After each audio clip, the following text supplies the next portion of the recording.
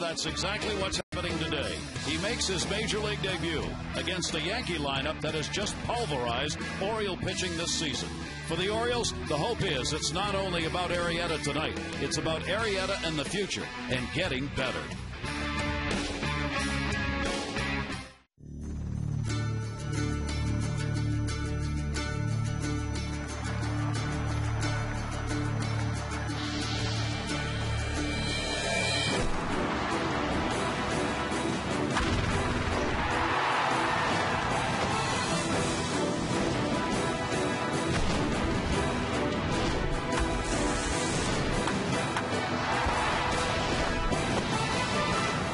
It's the Orioles on Masson in the final game of the three-game set in which the Orioles are going to try and avoid a sweep by the Yankees, who are looking to take all three here at Camden Yards.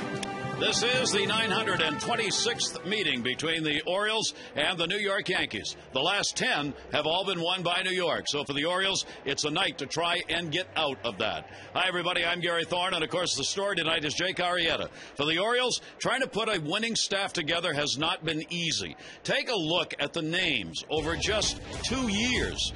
Arrieta is going to be the 14th starter used by the Orioles in the last 2 seasons. If you go back to 06, Arrieta is going to be the 37th starter used by the Orioles, the most in the major leagues. And many of those names no longer starting. So, Jim Palmer, tonight we start a new era. Well, we do. And, this is all, at least as far as I'm concerned, this whole year, especially when you have the kind of start they had at 2-16, it's about developing talent.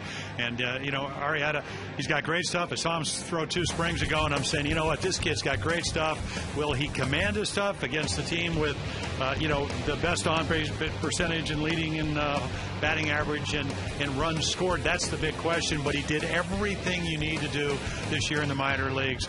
Didn't pitch a no-hitter like Tillman, who pitched last night, but he did everything to earn a promotion. This is not a gift. He earned his way up here, and tonight, I just want to see him throw strikes. I think he'll do fine. Juan Samuel talked about the fact there was some consideration about holding him off maybe and go Saturday, maybe against an opponent not quite as strong offensively, but the decision made to send him in, as Juan Samuel put it, into the fire. Yeah, and it really is. I mean, it's a pretty good test. I mean, it's like taking your final because they're nobody better. They led the league in home runs, and they're not doing that this year, but runs scored last year when you talk about the Yankees. So, again, the stuff is there.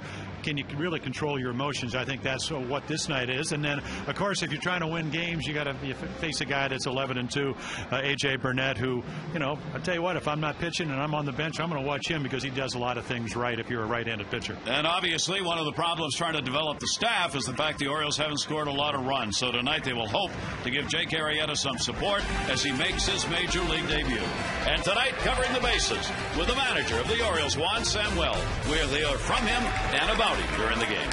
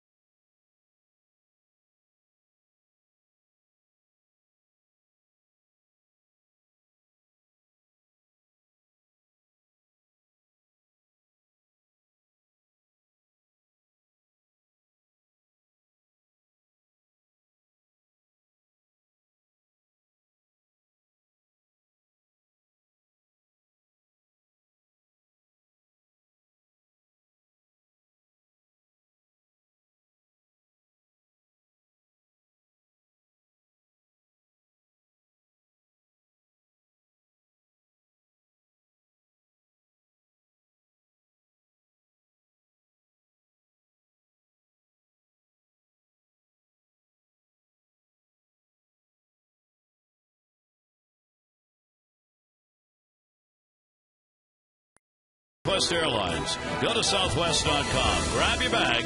It's on. So the Orioles tonight looking to pick up win number 17 and break the streak that the Yankees have against them.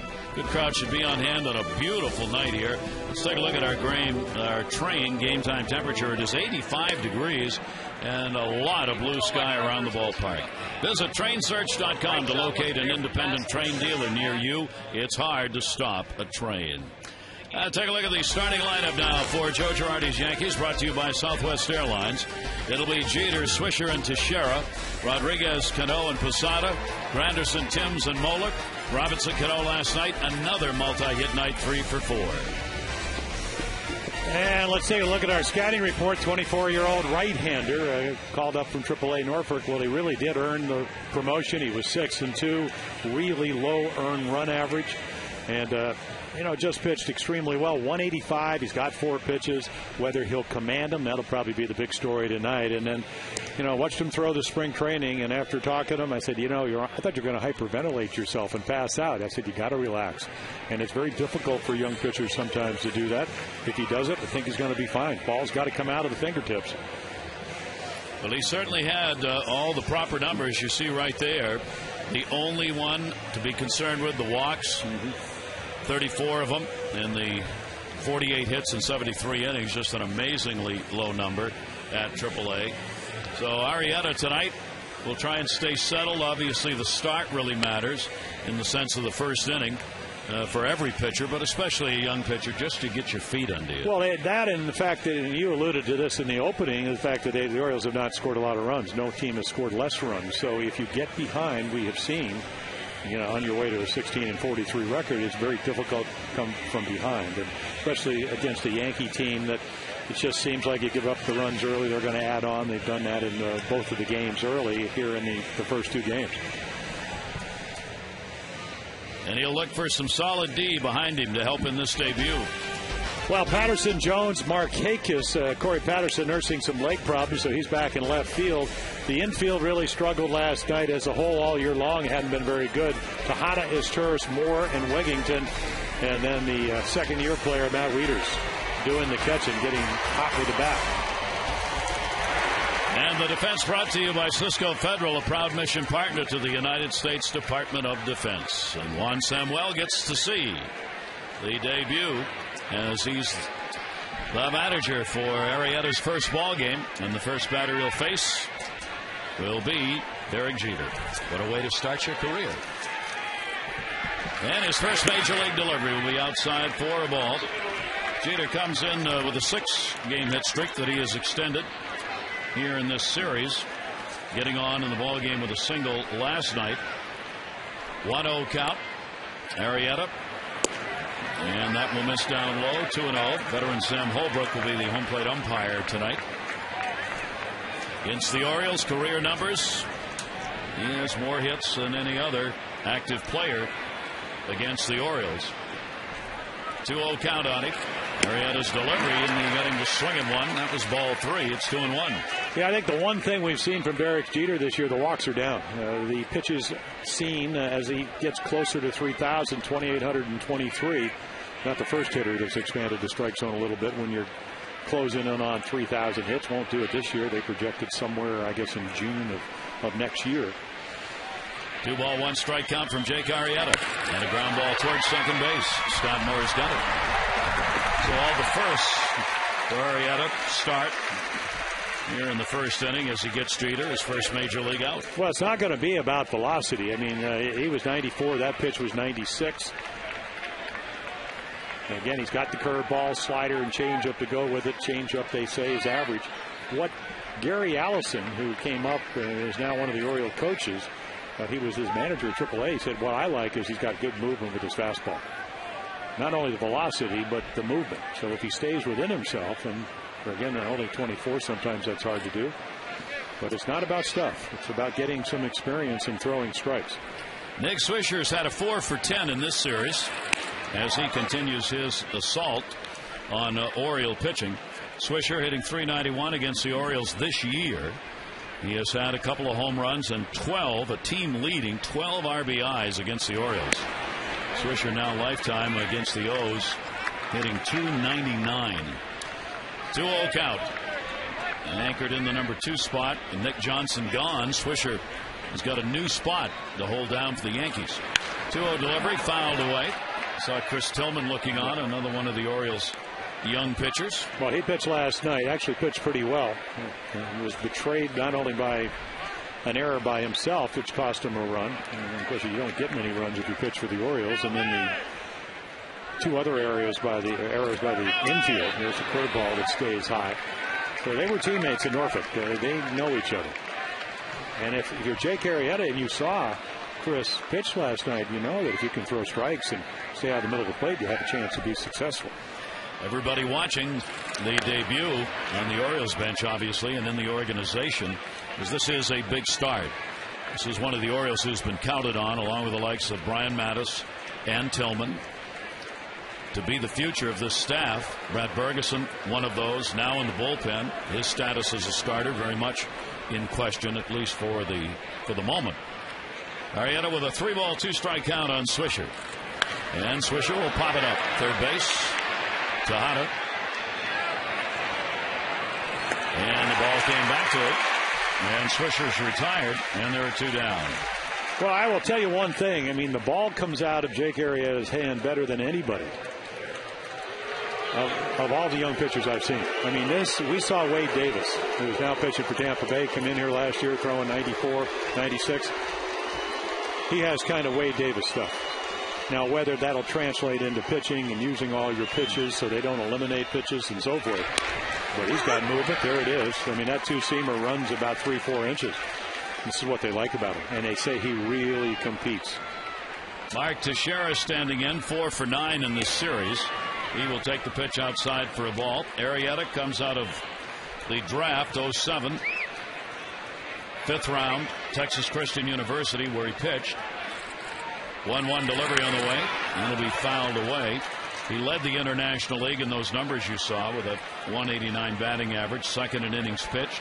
He was 2nd in walks allowed in the league. He was also 6th in strikeouts with 64. Alberto Castillo designated for assignment to make room for him. That'll be fouled off at the plate. And a 1-ball 2-strike count. And this is and Jake's going to learn this. When you play after daylight savings early night games, you get about 4 innings where they don't really see the ball as well when the lights affect. So if you can use this kind of overpowering stuff and throw strikes, and again, that's that curveball that he just doesn't get on top. Lefties against him in the International League this year hit 186, right-handers 191. And he gave up only 3 home runs. All were hit by right-handers. 2-2 delivery, and Teixeira down to first base, and a big hop played. Wigginton, Arrieta. That's the way to start.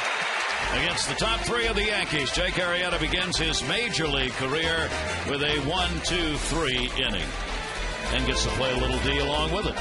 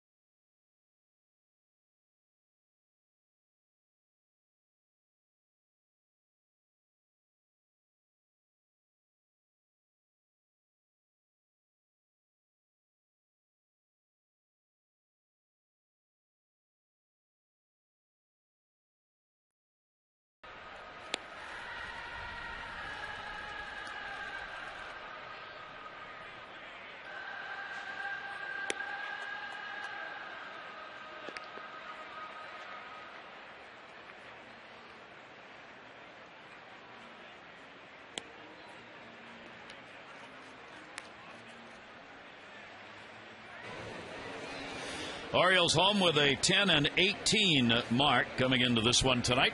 And let's take a look at the starting lineup for the Yankees, for the Orioles rather, brought to you by Southwest Airlines. It'll be Patterson, Tejada, and Marquez, Wigginton, Scott, and Jones, Wieters, Moore, and Izturis. Against Burnett, Luke Scott, 286 and a couple of long balls. And the 13th game of the year for A.J. Burnett. Well, he does beat the Birds, 11-2. High ERA, over 4 runs a game. Land of easy living, pleasant living. That's what they used to talk about Maryland. He lives in Moncton, Maryland, just outside of Baltimore. And again, he's 5-0 lifetime. He's never gotten beat here. And one thing, again, for the Orioles, and he has to control the running game. We'll see if Corey Patterson's going to lead it off. If he gets on, if his leg is well enough to run. 13 out of 16 when it comes to stolen bases. Patterson has the groin that has bothered him. He's not been on the DL, but he has been out of the lineup for the most part. He's only had an 0 for 1 here in this series, and only 1 for 17 lifetime off A.J. Burnett. 1-0 delivery to him, and that'll catch the inside corner. Patterson hitting at .233, 3 doubles, 3 home runs, and 6 RBIs. He's drawn 8 walks, struck out 5 times. Limited number of at-bats, of course, for Corey, joining the ball club later. Here's the 1-1 delivery on the way, and a shot up the middle, and he's got a base hit. Yeah, Burnett pretty much a 2-pitch pitcher, and when that curveball, I mean, you're hitting off the fastball because he can be between 93 and 97. Watch this hook come right back into the middle of the plate. You speed up the bat, Corey centers it, and firmly singles into center field. Now, whether he's able to run, I'm just going to have to wait and see. Miguel Tejada, hitting in the number 2 spot, will stand in. Mighty happy to see a right-hander on the mound. He's only gone 1 for 25, last 25 against lefties, but he's 372 against right-handed pitchers. That's just an amazing number. I know it's a Coriolis effect, but the ball maybe moves more and lefties change. There goes Patterson here, and no chance. A stolen base. Chad Moeller, who's doing the catching, couldn't get the ball out of the glove cleanly, and Burnett, in any event, had given Patterson such a jump. Well, Chad Moeller, he didn't make the Orioles this spring because he had trouble throwing. Now, that time he has trouble gripping, but his really lost a lot of velocity, couldn't get the handle, and that allows the Orioles to do what I think they have to do to beat Burnett. 6 out of 7 for Patterson, stolen bases. Now here's Tejada. Ooh, and that caught him. That ball did not move. Came right in, and he right where he has the protection, I think. Well, I don't know if on he's the got other enough. arm. Yeah. I don't know if that's a changeup. He just really drops his arm, and the ball just runs. I mean, here's your H.H. Gregg Exmo. Let's see where it gets him. It may slow it down, but it still hurts. That's the 7th batter hit by Burnett this year. Our Exmo brought to you by H.H. Gregg. We make buying TVs and appliances simple. H.H. Gregg, price and advice guaranteed. Here's a big chance for the Orioles. First inning, 2 on. Nick Markakis, 3-game hit streak, and a 300 hitter, 300 even. Yeah, you look at Burnett, the first 15 pitches, the league is hitting 368 off him. And that'll get away, and the runners are going to move up. Not a good start for Chad Moeller behind the plate. That's problem. That is a pass ball. Yeah, you really got to be on your toes because of the movement and the velocity of A.J. Burnett. He's not a little bit like Drysdale because they're both big guys, and this ball should have been caught. It ends up going off Sam Holbrook's shin guard, the home plate umpire, but he doesn't catch it. Well, now 2 in scoring position for Nick Markakis. Base hit here, and the Orioles could get a very quick 2-0 lead in the ball game. Well, ground ball to the right side is going to get a run in and a run over. And that'll be a strike on the inside corner. We talk so much about situational hitting. I mean, this is a perfect example. If you're A.J. Burnett, even though you have a team that scores the most runs in the league, if you hit the grounder, you just hit a grounder over here, that's a run. The runner at second moves to third. And then you may have to play your infield in for Wigginton, who's one of your hottest hitters. Markakis, 333 with runners in scoring position, leads the Orioles. That's the kind of movement that can really cross you up from A.J. Burnett. Well, that's a good curveball. We saw the bad one. Patterson hit it into center field for a single. Down goes the 1 ball and 2 strikes on Nick Markakis. Orioles have been outscored during this 10-game losing streak against the Yankees 61-24. So getting something on the board and getting it on early, giving themselves a lead, is a big deal here confidence-wise for the O's. 1 ball, 2 strike delivery to Markakis, and another jam shot. Did he foul it off? Well, if he didn't, strikeout, and they're going to send the runner back.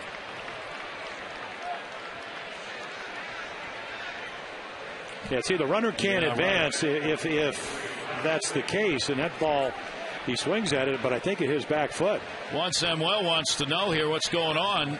I mean, if that was a swinging strike, the runners can move. Right. And the ball hit his foot, but it was called strike 3. So does that become a dead ball, I guess, is the question. Wow, that's one of those technical calls that umpires have to be aware of. You don't see that very often. Markakis strikes out, the ball hits his foot, and I think Jim's right about that. That is a dead ball. So the runners cannot advance. Now, if that hits the dirt, the Orioles would have a run in. Here's Ty Wigginton, 1 down. Wigginton against Burnett, 6 for 29 with a home run. And a timeout taken at the plate by Wigginton.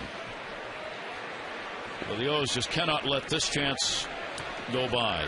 Well, again, those numbers show that he has trouble, like a lot of starters do. We've seen Millwood struggle his last 4 starts in the first inning for the Orioles. Wigginton will launch that one. That'll get at least 1 in. Marcus Timms will get over and make the catch. Patterson will tag up and score. Wigginton an RBI, and the Orioles a 1-0 lead. Well, nice job. Your job to get a ball in the air. I mean, the bonus obviously would be a base hit, but at least minimum. And he gets a curve ball up, and Wiggy's able to hit it out in the left field. Staying at second base is Tejada.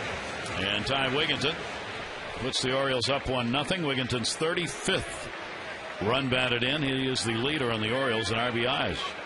Here is Luke Scott. Luke's got a 3-game hit streak. Designated hitter once again. Left-handers 247 off A.J. Burnett. Right-handers 278. And Scott will take that sweeping breaking ball in for a strike. Scott has gone 3 for 8 in this series. And if he gets a base hit here, a chance for an RBI, as Tejada will be going on contact. And not holding him real tight. Jeter staying back at short. Yeah, Timms doesn't throw well. Granderson throws pretty well. Swisher so-so arm and right. Orioles get a break with Gardner with a thumb problem out of the game because Marcus Timms, he can hit, but he's not a great defender in left. No. And this is a big left field here at Camden Yards. Gardner's going to get an MRI on that back in New York. He's available to pinch run as he did in the ball game last night. 1 ball, 1 strike count. 2 away. Teixeira coming over into foul territory, and that'll end up as a souvenir. Yeah, take a look at that Yankee defense behind A.J. Burnett. Timms in left, Granderson, Swisher, who had dropped 15 pounds, playing pretty good right field. Rodriguez, Jeter, Cano, Teixeira, and then Chad Moeller, the veteran. He signed and went down to their AAA Scranton affiliate. And then with the injury of Posada, they're carrying 3 catchers, or really 2 catchers, and Posada as a DH. Hoping Posada will be able to go back to work catching sometime probably next week is what they're looking at now. Well, he was out throwing again early today, working on his arm strength. 1-2 count. Tejada off second base. And way inside. And going down to well, it hit him. Yeah, hard to tell. That's 2 in the inning. Look at A.J. Burnett bare hands the ball when they throw it back to him. I mean, this ball is between your legs, gets the back, I guess, shoe of Luke Scott. Tries to get the foot up. So that's 8 hit batters for Burnett. Well, if you're Chad Moeller, I mean, you better be. You know, a lot of times, when I pitched, you had to be on an elevator up and down and all this, but you're side to side with A.J. Burnett because of his arm angle. You got to stay awake on the base paths and at the plate when Burnett is pitching, because you never know when you're going to get the opportunity to advance. And that goes for this situation here with runners at first and second and 2 down. Adam Jones coming up. Adams got a 4-game hit streak coming into the ball game. He's kept it alive with a hit in each of the first 2 games of this series and hitting at .247 on the year. Adams hitting only .182 with runners in scoring position. Unbelievably low number for him. 2 down, and asks for a timeout. Burnett staring towards the third base stands. Yes. Well, you know, he was hitting 162 before yesterday, so that number came up. It's amazing when you get a hit when you're hitting in the, you know, the mid to 150s, 160s. Outside, pick off at second base. No chance on Tejadas. Cano moved over. Well, you get an idea of the lack of arm strength. A little bit better release. I am sure that Joe Girardi, former catcher managing the Yankees, he certainly talked to Chad about kind of shortening up. He just had that little hitch in there in the spring, and it really affected his ability to throw runners out. 1-0 count. Orioles have a run in here. 2 down, 2 on. Trying to get more off Burnett early. And that's going to be on the inside corner for a strike. Now leaving it up at 1-1. Orioles got a couple runs against the Yankees in the ball game last night and had a lead early, but unable to maintain that. Yeah, they don't hit AJ with runners in scoring. I mean, 205, which is a very low number. 1 ball, 1 strike delivery on the way to Jones. Down to third base. Base hit. Here comes Tejada. Timms won't even try on the play. And Jones has got an RBI single, and the Orioles have a 2-0 lead. Nobody moved to the ball. Neither A-Rod nor Jeter. Well, it was perfectly placed. And again, it may be very difficult in the twilight. You can see right there, A-Rod says, I can't get it. Jeter, no chance. So last night, both of the Orioles' runs on 2 out base hits. Jones had one of them. Here's another one tonight. So for Adam Jones, RBI number 20 in the year. And that'll bring up Matt Wieters. Orioles have moved up to a .217 average with 2 outs and runners in scoring position. They'd been down below 200 prior to last night. Matt Wieters, 3-game hit streak for Matt. And he will take it for a strike. Wieters has not had a hit off Burnett. He's 0 for 11. A lifetime off him. This one got started by Patterson with a single and then a stolen base. 2 hit batters in the inning. Tejada, one of those, he scored. Wieters waiting on it, inside corner strike, 0-2. What the Orioles are up against with this Yankees starting rotation, that's an incredible number. 63-13 against the Orioles by the current starting rotation for the Yankees. And they didn't even see Pettit. He's got the most wins. And Sabathia is now with, what, 13-1. 4-0 this year. Yep. 0-2 delivery to Wieters, and he'll take it inside. Pretty good eye right there. That ball maybe an inch or 2 off the inside corner. Matt's starting to swing the bat better, especially from this side, trying to work on maybe a little bit quicker swing. Matt has leveled it off a little bit, just trying to take the ball where it's delivered and let the power come naturally. 1 ball, 2 strike count. Runners off first and second, and he got him. Ball's got to be played. Chad Moeller will make the flip. But a couple of runs in, the Orioles do it on just 2 hits and will leave 2 on. They take the 2-0 lead for Jake Arrieta.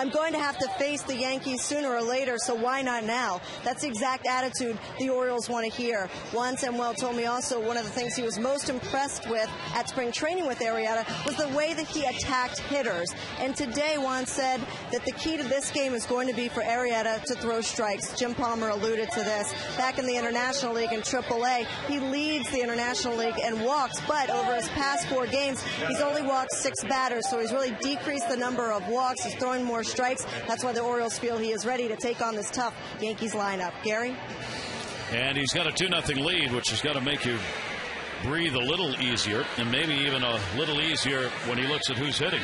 A-Rod is supposed to be coming to the plate, but Alex Rodriguez is coming out of the ball game. And not sure why. We'll get a report, I'm sure. Ramiro Pena. Well, he had the groin problem that he exacerbated on the weekend up in Toronto on the turf. Played the first 2 games, but maybe that's why he didn't even go for that ball. I was talking with him tonight, and he said he felt fine. He was taking extra batting practice. He was kind of joking. He said, I'm the only one not hitting in this lineup. So he took some extra BP in the cage. But obviously, you'd believe it is that groin has acted up again, because he never moved on that ball that was hit by Jones, which really surprised me. I mean, he just, not that he would have had it, but watch this, he just stood there. See, I mean, he sat right here and then nothing. I mean, there's nothing exactly there. I'm not sure he would have gotten it, but no. That ball will be popped up by Ramiro Pena into left field. Patterson is there, and he's got it. So you get a guy, instead of a guy with 591 home runs, as we look at A-Rod, and again, let's see if there's any facial. He just doesn't look like he did that. And then, of course, you get a guy that's now 1 for his last 14. Who's a real good defensive player in Pena, but he doesn't have anywhere the kind of offensive capabilities of Alex Rodriguez. So A-Rod out of there, and Pena's in, and will stay in, I'm sure, and play at third base. Here's Robinson Cano. Cano's got a 3-game hit streak coming in, and enough numbers to fill up a book for a year. He had his career high 3rd straight 3-hit game against the Orioles yesterday. Leading the majors at 376, leads the majors in hits and in 3-hit games with 10. That's just unbelievable. His MLB rankings versus the O's: hits, home runs, runs, average, slugging percentage, last 2 years.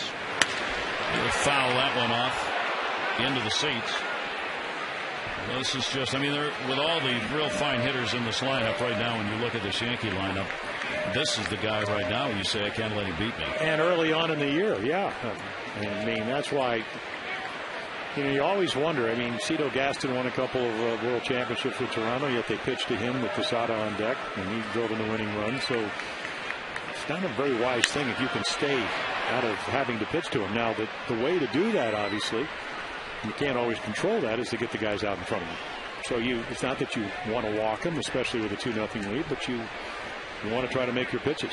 And if you don't, you might be better off walking him when he's that hot. Got ahead of the count here, 0-2 on Robinson Cano.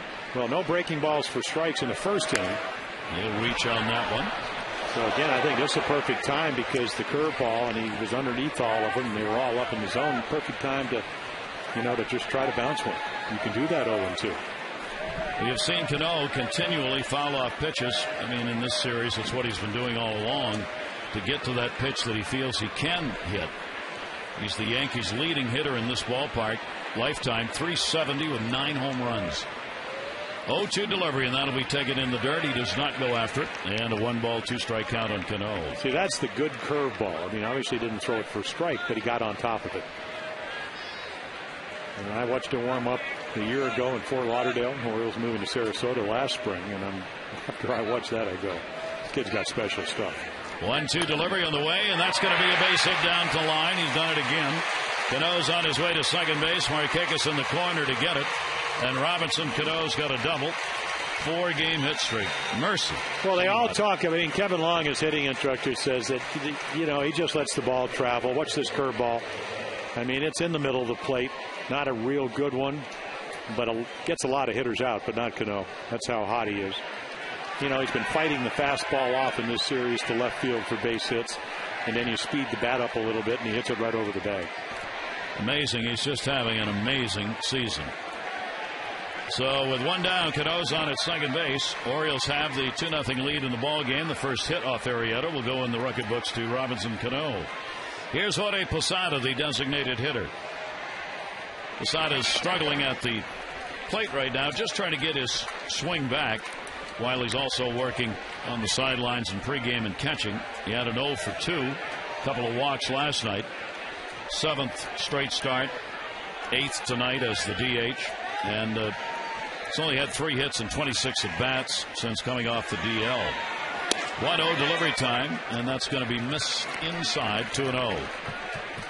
So now you're getting, with a young pitcher against a very good hitting 38-year-old catcher that's a dead red fastball hitter. Posada does not, when he's hitting well, and you mentioned the 3 for 26, doesn't miss this pitch very often if you don't make a good one.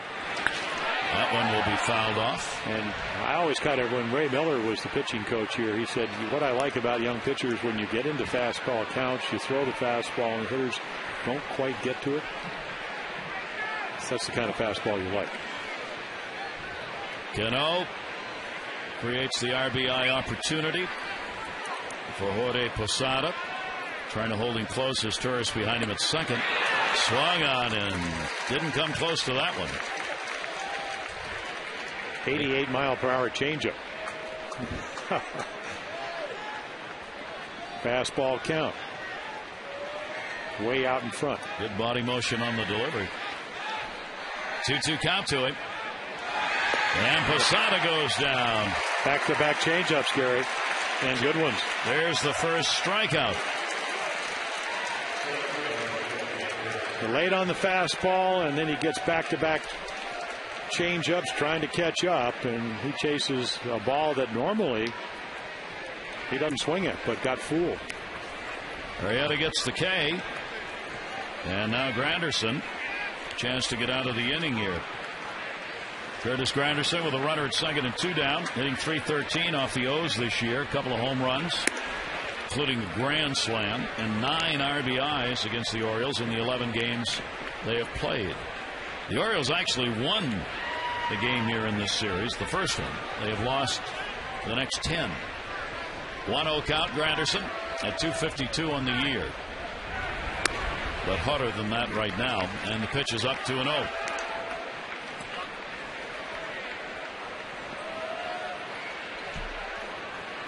Curtis Granderson, 2 of the 4 home runs hit have come against the O's. Outfield fairly deep, straight away on him. Cano's off second base. That one's into the corner. That'll get a run in. Cano will come around to score. Granderson with great speed, thinking about 3. Markakis can't find the ball. Where is he? And it's a triple. Nick Markakis had to disappear into the corner to come up with that ball, and it's an RBI triple for Granderson. Yeah, he's got to chase it down. Again, it's one of the quirky parts of Camden Yards here. And again, a bad combination. Ball down the corner, good speed. I mean, you could see him picking up Rob Thompson and saying, you know what, do I want to come to third with 2 outs? And he does. Third triple is 17th RBI. And it is now a 2-1 ball game. And Marcus Timms up. With Gardner out, Timms getting the start in left field. Timms has gone 4 for 13 against the Orioles this season. 1-0 delivery to him up the middle, and he's got it. Arrieta will put that one away on the liner that he caught in the glove. A run in on a couple of hits with the base runner left on. Orioles lead it 2-1.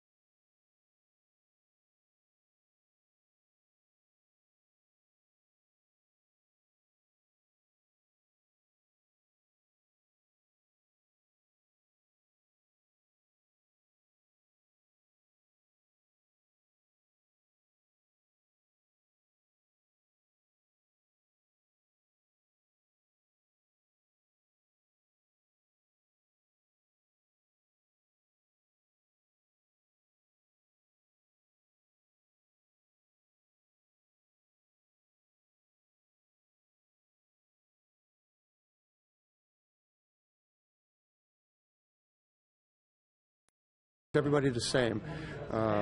He doesn't favor anybody, doesn't favor the Latin players over the American players or anything. I think it's a unique ability that he has to be able to do this, and the mutual respect from all players that he has really is one of the highest that I know of.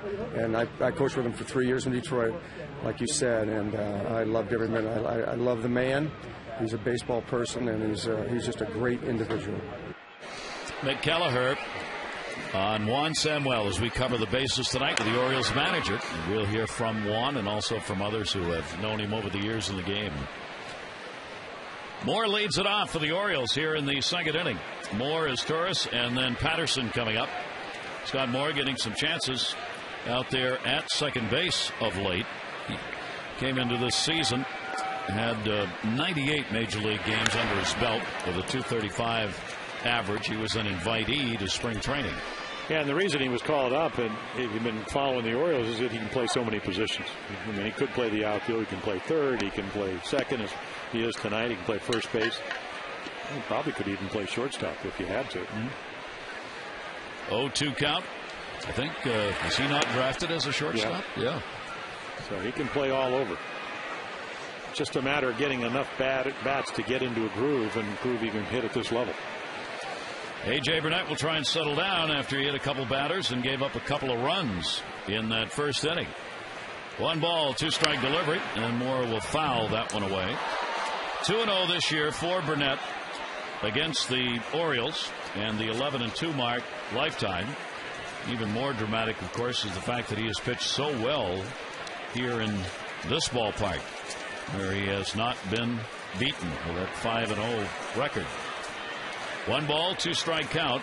Moore, and he'll nub that one foul right off the end of the bat.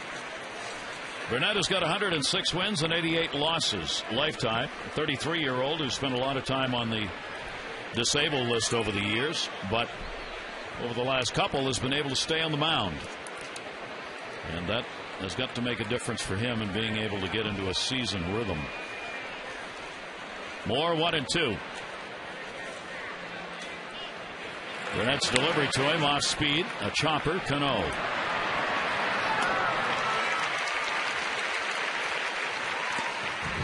And one away.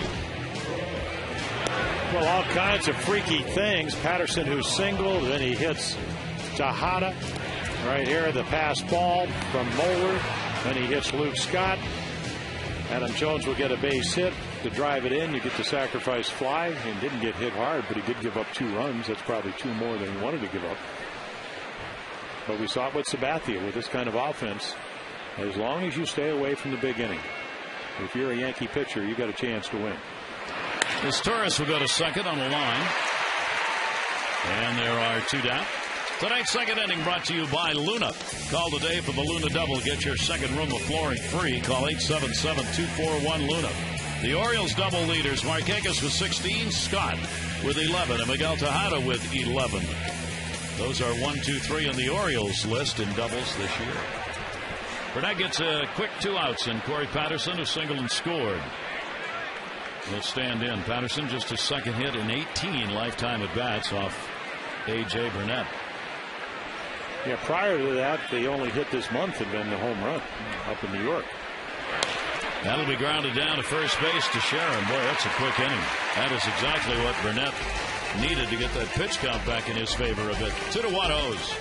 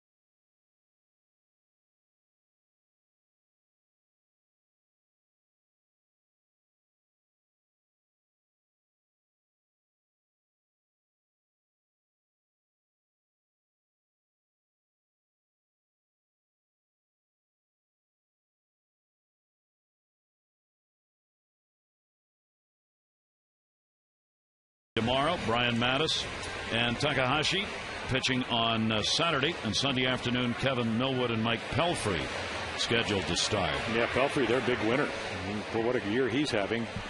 And then San Diego beat, they split doubleheader up in New York today. Santana lost that first game 4-2. And the pitch is taken outside as Chad Moeller stands in. Limited time behind the plate so far this season. Well, for those of us who saw him last year, he's a real good fastball hitter. That's what he hits best. And a strike on the outside corner. Santana gave up 4 runs, 8 hits, 6 2/3 today in the loss in the first game to San Diego, 4-2. Orioles, of course, are going to be playing San Diego on that West Coast swing next week. 3 games, interleague play. Moeller will take it away. They also get the Giants. Cincinnati beat the Giants today by a score of 7-6 in the ball game. Was looking at the numbers for Aubrey Huff, the former Oriole playing for the Giants. He's hitting .300 on the season. Had another home run today, his 8th of the year. I was watching that game. He pulverized a changeup. Giants had the big early lead. They were ahead 4-0 at one point. A great trip out west in San Diego and San Francisco. Chad Moeller, 2-ball, 2-strike count. Arrieta will go back to Jeter and Swisher at the top of the order. Chased one upstairs. Talking about Juan Samuel, might not be here had another decision been made. Interesting story in the Daily News today that kind of went through the whole Orioles offering Joe Girardi the manager's job. It was 3 years ago this month that Andy McPhail sat down in Chicago with Girardi and said, if you want the job, it's yours. 3-year contract, $1 million a year. And Girardi turned it down, citing family reasons. He said this week, he said it was because of my dad. He was in early Alzheimer's. We needed to get the family home, so I just didn't feel I could do it. He would, of course, 4 months later, take the Yankee job when Joe Torre left. And McPhail, in the news story, said of Girardi, he understands the game partly by the nature of the position and what is required of that, but he also had an acumen for that as a player. And Joe Girardi, of course, has won a World Series and done well with the Yankees. Chad Moeller will take the walk, but he was that close maybe to an Orioles uniform. Time for our AT&T Mobility Trivia question.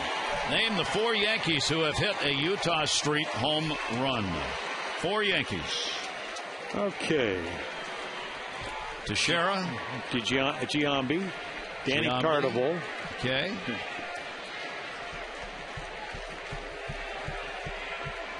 And Tino Martinez, I don't think so. Maybe. Want to go Martinez? Well, I don't think A-Rod hit one. I mean, he can hit him a long way to right center field, but that's quite a blast. That'd be a big pop. Yeah.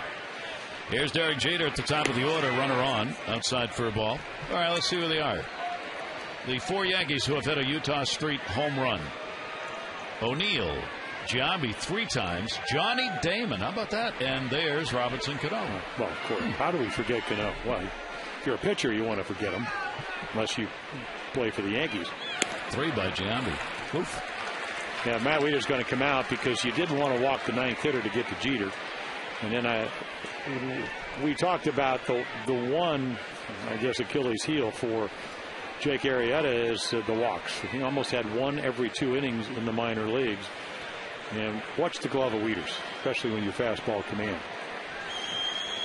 He's in and he's missing by 1.5 feet. And he's got a windup that's a little unusual because he spins on that front heel. And he almost recoils. A very long stride, even though he's a big guy at 6'4".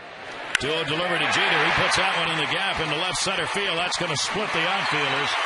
Moeller's not fast. Patterson up with it. They're going to wave him home anyway. Got to play at the plate. His turn is to throw and the tag, and didn't get him. Wieters did not block the line, and Chad Moeller had a chance to go around him on the inside. Wieters thought he got a tag on him, but the home plate umpire, Sam Holbrook, said no.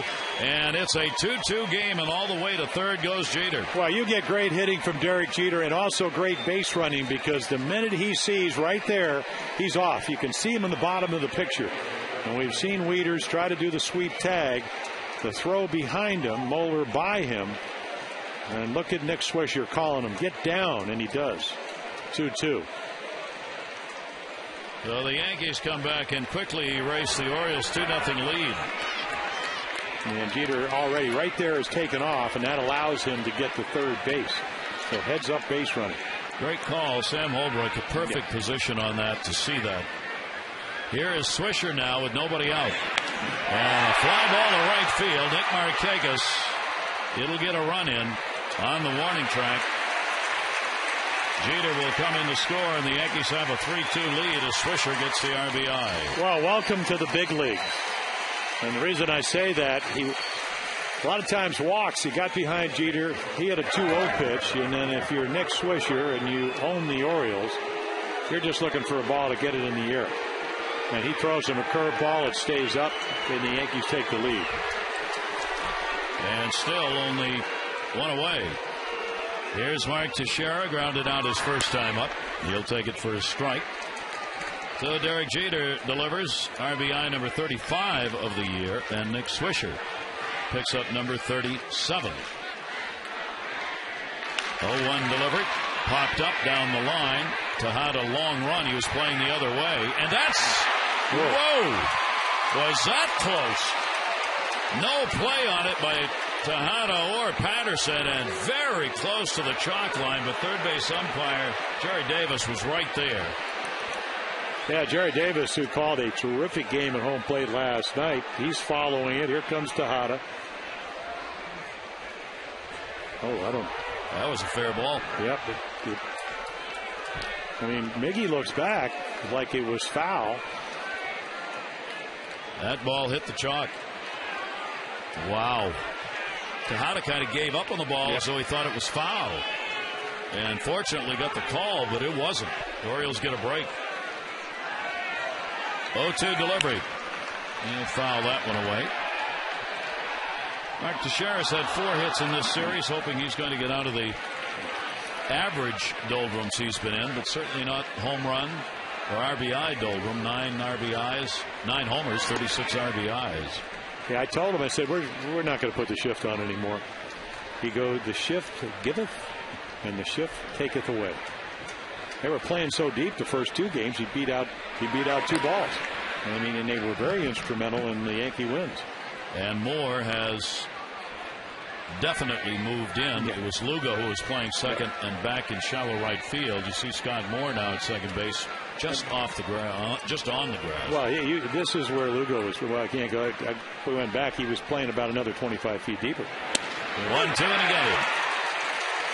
Arrieta will get his second strikeout.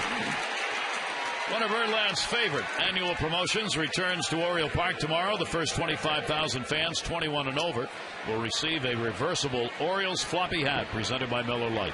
Don't miss out on the fun. Hope you'll join in. Mets are going to be here, 7:05 game. Get your tickets in advance, 888-848-BIRD, to go to Orioles.com. Now, with the Mets coming in, and of course we're having floppy hat, one of our dear friends, Frank Cashin, our former general manager, always used to wear that floppy hat in spring training. Ground ball, and that'll do it for Pena. But a couple of runs in, the RBIs by Jeter and Swisher, and the Yankees have taken a 3-2 lead.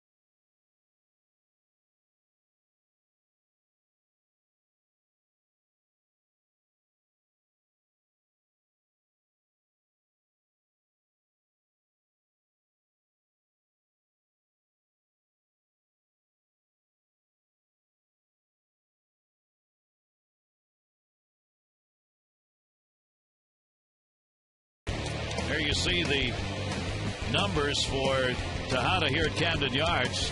318 with 82 doubles, 71 home runs, and 289 RBIs in this ballpark.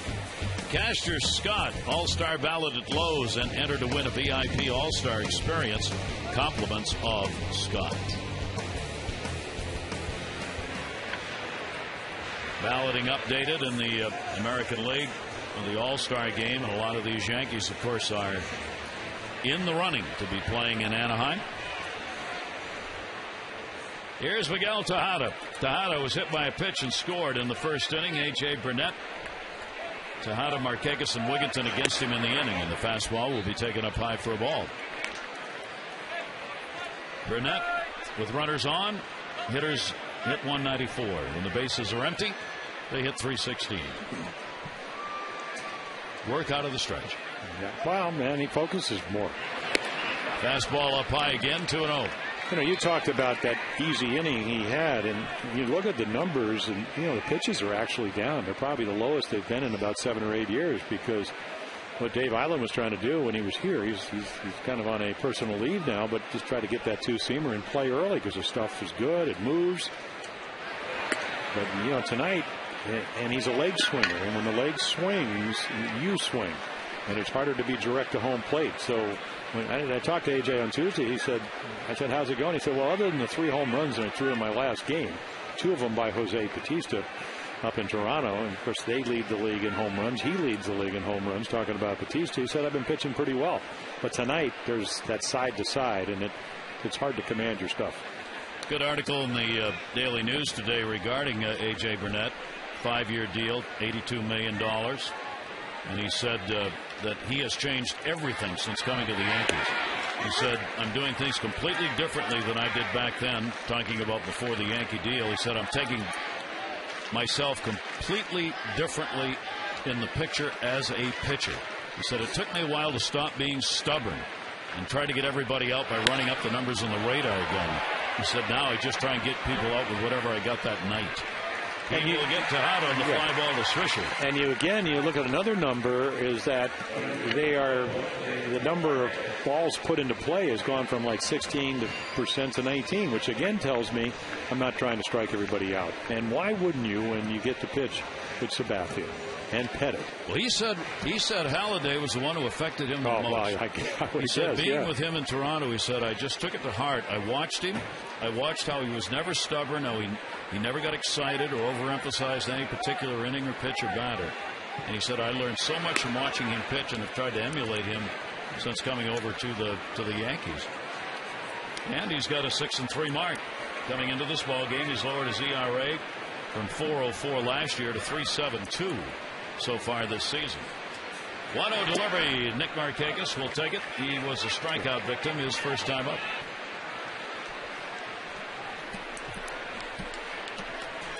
Bottom half of the third inning. The Orioles got the 2-0 lead in the first. Yankees have responded and taken a 3-2 lead. Orioles got that lead last night, 2-0, and it was the first time that they had scored first in a ball game since May 30th. And they also led for 5 innings, the longest that the Orioles have led in a ball game since May 25. 2-1 pitch. This lead didn't last that long. No. Half an inning. Well, again, I told you, we saw it with Sabathia. You need to stay away from the big inning. Their offense is that good, and Nick is totally confused. 2-0, dropped off 2 curveballs, so now you don't have any idea what's coming. There's another one. And the amazing thing about Nick Markakis is that on Tuesday night, his last 2 hits were on a curveball and a slider. His first hit last night, and the night he got 2 more, was on a slider. That was 3 straight breaking balls. They play him way around like he's going to hit the ball the opposite field, and then they throw him breaking balls. It doesn't make a lot of sense. Not exactly pitching to the D. No, it isn't. Here's the 2-2 delivery on the way, and again a jam shot in on Markakis. Which is fine if you throw those kind of pitches underneath the strike zone, but that's hard to do. Nick hitting .273 off the Yankees this year, 1 home run, and 3 RBIs against Yankee pitchers so far. 2 ball, 2 strike count. 1 down, and Wigginton waiting on deck.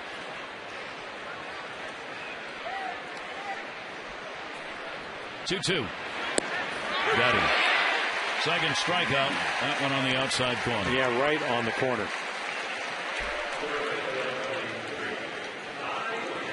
John McSherry used to actually take out a little knife and put the little black around the plate. They call that. That's right on the corner. I mean, that's close enough. I mean, Holbrook has been very consistent. That's the first pitch that's even been close to being off the plate that he's called a strike. Now there are 2 down. Here's Wigginton, sacrifice fly for Wiggy in the only at bat so far in the ball game. That one is shot to center. Granderson in. He's got it. So the Orioles are retired in order. We've completed 3 here at Camden Yards, and the Yankees have a 1-run lead.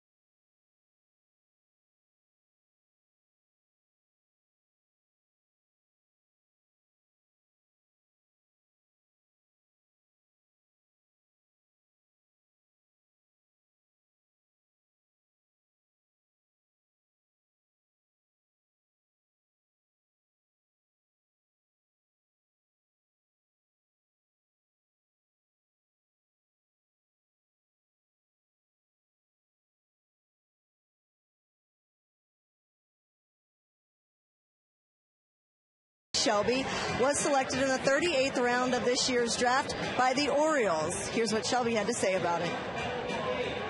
He had no idea. And so when I called home to tell him that he was drafted, all they were doing was just hollering and screaming. He didn't believe it. He kept saying, I can't believe it, I can't believe it, and just screaming. And we were screaming on the other end of the phone. So it was a very, very exciting time, and it just felt good. I wish I could have been there with him, but he felt the love. So Jeremy Shelby is a senior at Grambling State. He's also an outfielder. I also want to mention that John T-Bone Shelby, his other son, is also in the minor leagues. His older son, John T-Bone Shelby, or John T. Shelby III, is in the White Sox organization. So he now has 2 sons in professional baseball, Gary. Running in the genes. Congratulations. Well, what an opportunity, yeah. Yeah, that's good. Good for him. Here's Robinson Cano. He doubled and scored in the first inning, 4-game hit streak. He has set a new record here at Camden Yards for an Oriole or anybody else, as it is the longest multi-hit game streak in this ballpark ever.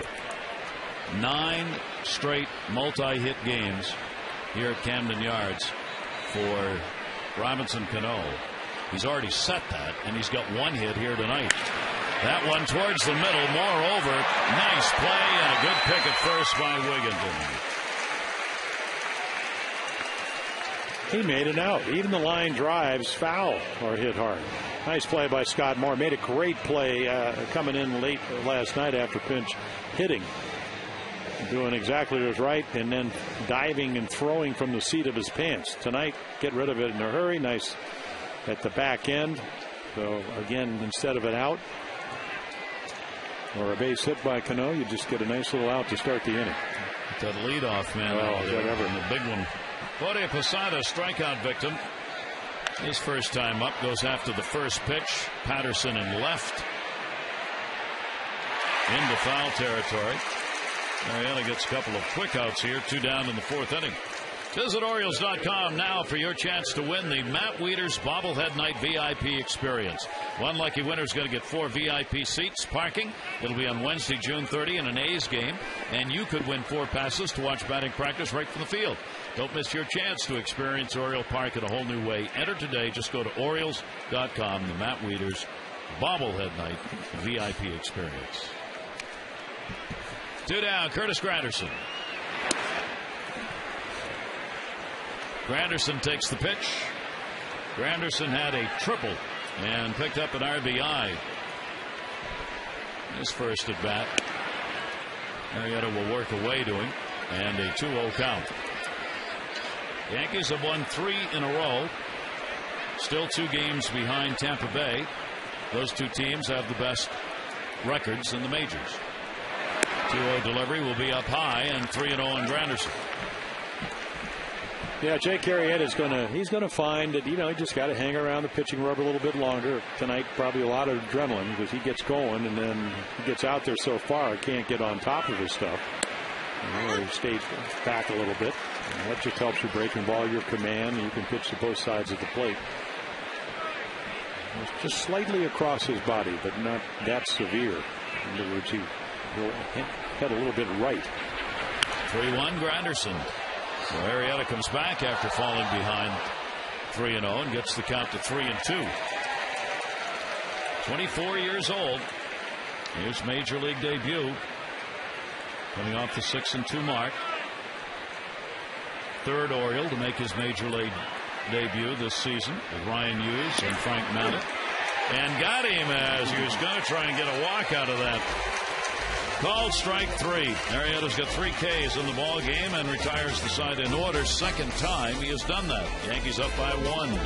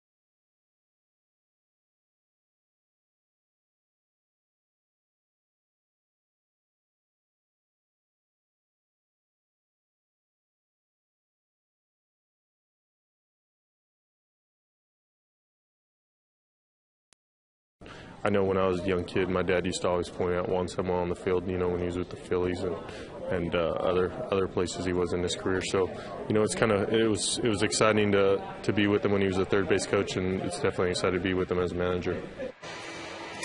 And some looks at Juan Samuel, Phillies free agent in the 1980 National League Rookie of the Year in the Sporting News, 1984, 2-time National League, 84-87 MVP, 3-time All-Star.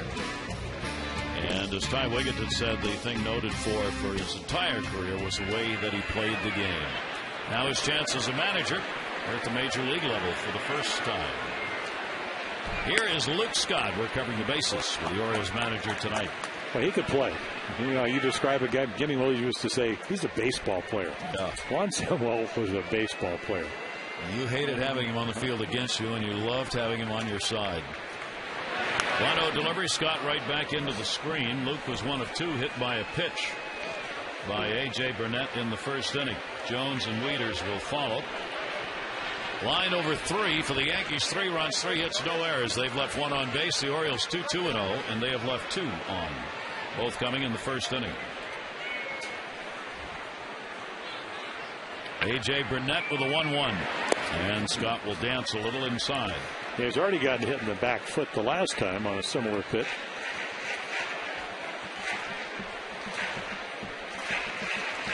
You can get on, as we've seen. You can run against him, but you got to get on. Yep, that's the key. And the right guy's got to get on.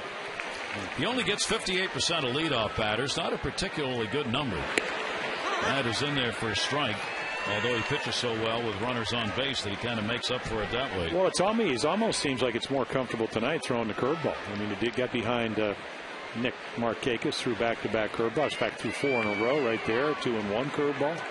He is certainly not predictable tonight. That's because he doesn't know what he's doing. He doesn't know where it's going. 2-2 delivery on the way. Scott went around. He's got to make the run to first base. Chad Muller will again for the second time on a strikeout throw down. That's 3 strikeouts for Burnett. Take a look at our Cabot Woodstain's legendary performance. Reggie Sanders hitting his 300th career home run, becoming the 5th player in MLB history with 300 home runs and 300 steals. Came on this date 2006. Our Cabot Woodstain's legendary performance. So Juan Samuel had 396 steals, but only 161 home runs. Which is still a lot of home runs. I mean, 1 year, 28 home runs, 100 RBIs. 73 steals, 52 steals. He beat you a lot of ways. And did. Yes. He always had a job, no matter what. Somebody always wanted him in a trade or to pick him up. Adam Jones. Jones a single and an RBI. The Orioles RBIs. Wigginton sack flying and a single by Adam. 0-1 delivery in the air to right. Nick Swisher. 2 down. So all of the good players that I played with had an edge. I mean, it just seemed, Frank Robinson had an edge. Boog Powell, he's a nice edge. Brooksy, nice edge. But they just had an edge. Don Baylor. Like Ty Wigginton was telling me, he said, I had him as a hitting instructor talking about Don Baylor. He said he was such a teddy bear until the game started, even as a coach. Look out. And the same as a player. His name has been mentioned in the search for an Oriole manager. Ty said he was great. Boy, he said he was a terrific coach. And of course, he managed in Chicago, managed in Colorado. Don Baylor now a hitting coach. Yeah, with the Rockies. Yep. Matt Wieters, it is taken down low. Wieters a strikeout victim. He comes into this one with a 3-game hit streak. He gets some tough love there. Baylor was the yes.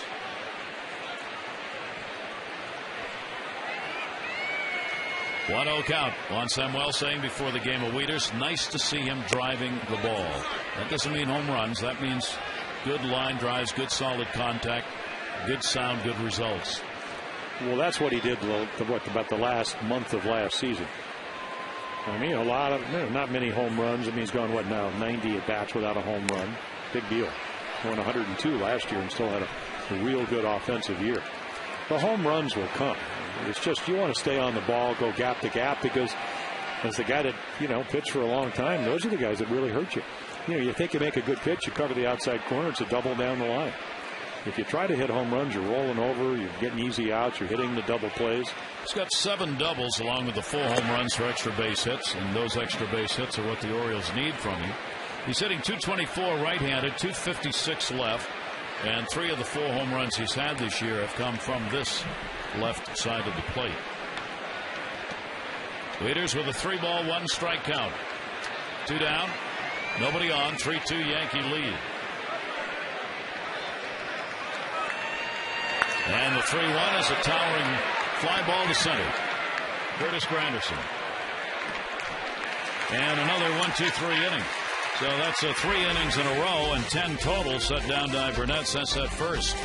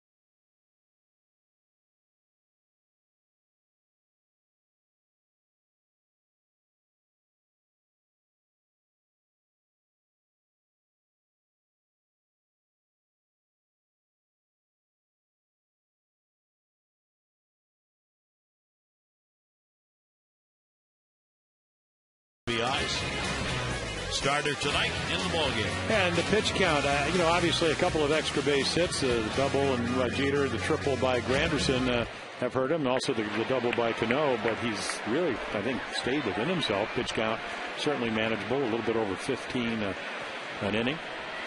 Just a matter of getting another couple of innings and staying exactly where you are. Stuff is really good, yeah. I mean, look at that curveball. Again, it's just a matter of getting enough innings to feel even more comfortable. Timms has had only one hit in his last 16 at bats. He is in the lineup with the left fielder Brett Gardner out of there with that bad hand. It'll be Timms, Moeller, and Jeter at the top of the order as we go to the top half of the 5th inning, and yet another pitcher's duel underway. That one is foul. Interesting note I saw from the Elias Sports Bureau about ball games this year. Right now, Major League Baseball's on track to set an all-time record for one-run games. On Sunday, there were 11 one-run ball games, tying a Major League record for one day. And if the pace continues, there'll be 750 one-run ball games. The record was set in 2005 when there were 719. The Yankees have been involved in some of those. 4 strikeouts in the game. Yeah, really good breaking ball. And how do you want to get Marcus Timms out? He's a high fastball hitter. You throw him breaking balls, and of course you can talk about it, but can you do it? There's your H.H. Gregg, Exmo. Any way you dice it, it's a quality breaking ball for the strikeout. Chad Moeller drew a walk. The one Marietta would like to have back because Chad Moeller would come around to score in the inning. He'll take that one for a strike. Ironically, the Yankees in these one-run games have appeared in only 9. It would put them on a pace for 25, and that would be a new record for the fewest one-run games in a year. I think they didn't lose the first 4 of the year, and they're now they're 4 and 5. Yeah, so. But I think a lot of it has to, there's a multitude of reasons. Drug testing, the fact that because of that, you're not scoring as many runs, you're giving more outs. In the air to right, Nick Markakis. Chad Moeller retired. 2 down. On Saturday, Birdland's 2 home teams celebrate with the first 20,000 fans, 15 and over, getting the O's Ravens Rally Cap presented by Masson. The Ravens marching band, cheerleaders, mascot, and more. The Mets will be in town due to a vendor distribution problem. The O's Ravens caps may not arrive in time for the ball game. If they do not, fans are going to get a voucher to redeem for a cap later on. The Orioles apologize for any inconvenience. You can get tickets 888-848-BIRD. Go to Orioles.com. 2 down. Here's Derek Jeter. And the pitch is outside. Jim volunteered because of the vendor distribution problem. That you were going to provide the police escort. Police escort for the Caps. Here's the 1-0 delivery, and Jeter will take it away. Jeter an RBI double, and he has grounded out. They're probably not made in New Jersey, though, do you think? So you might need a boat. Well, jumbo jet. Transatlantic jet. Yes. That would be just a guess, but pretty close. Here's the 2-0 delivery, and Jeter late on the fastball will foul that one away.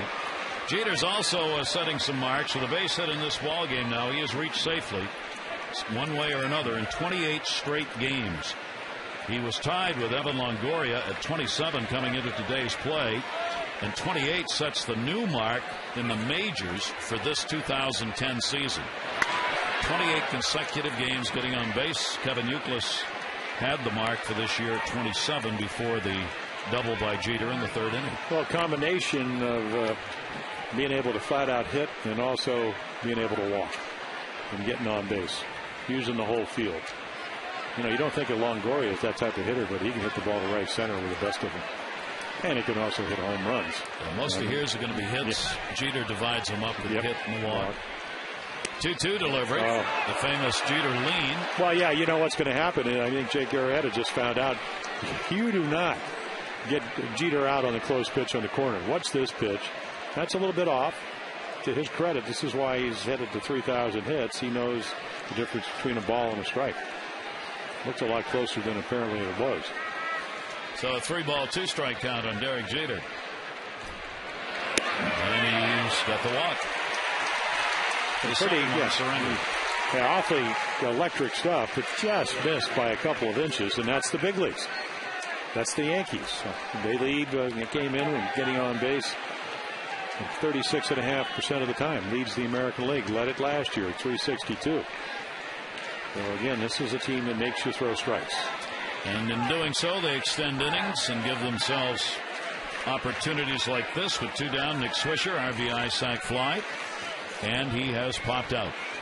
Yankees are first in average, first in runs, fourth in home runs, first in on base, and second in walks in the American League. Man, Jeter was halfway down to second base. He comes back to first base, looks at Mick Keller, and says, I almost could steal a base.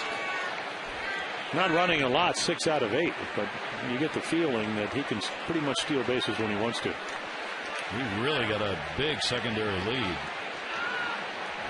And that results in a throw over being directed from the bench. Well, with 2 outs, they wouldn't mind having Swisher lead off the next inning if Jeter can steal a base. And again, this is a team that they hit well with runners in scoring position. Get a guy to second if you can. 0-1 delivery, runner not going. Swisher does a knee buckler right there. And a 1-1 count. Well, there was an article in the paper about how he really tried to change his swing after, as he put it, when I saw him in the tunnel today, he said, I got embarrassed. And they kept talking about it in the postseason. I realized everything was moving. I had to quiet everything down. And he said, for me, that's not easy. That's in life in general, it's not easy for him. Check swing, foul back, almost cut. It's Teixeira. Yeah, Teixeira.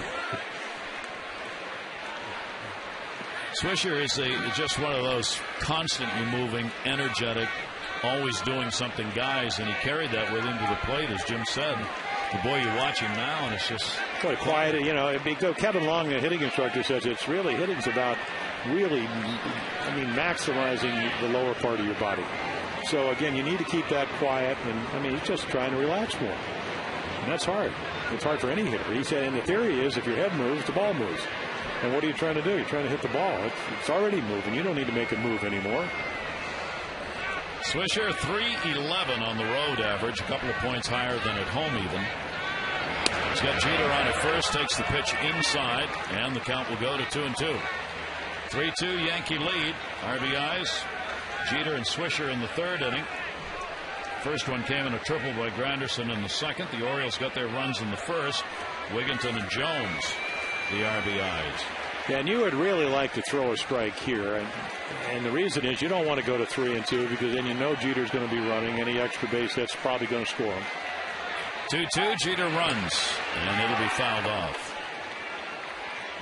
Take a look at the numbers here at Camden Yards. The best career numbers for the Yankees belong to Cano, Swisher, and Jeter. Average, home runs, extra base hits.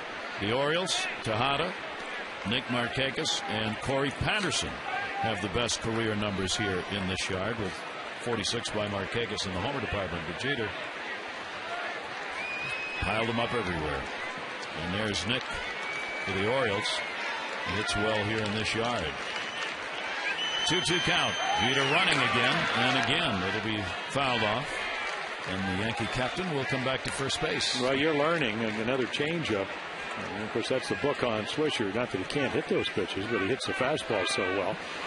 That's how he started out this series against Millwood, the 2-run home run over the center field fence after Kevin had walked Jeter on 4 pitches. He hit the first pitch over the center field fence, and the Yankees were off and running on Tuesday night. Battling here. Jake Arrieta. Jeter's not getting a particularly big lead, but he's just going on the pitch here. Swisher's fouled off 2. Here's the 2-2 runner not going, and he got him. 5 strikeouts in the ball game for Arrieta, leaving a Yankee on, and it remains the Yankees 3 and the Orioles 2.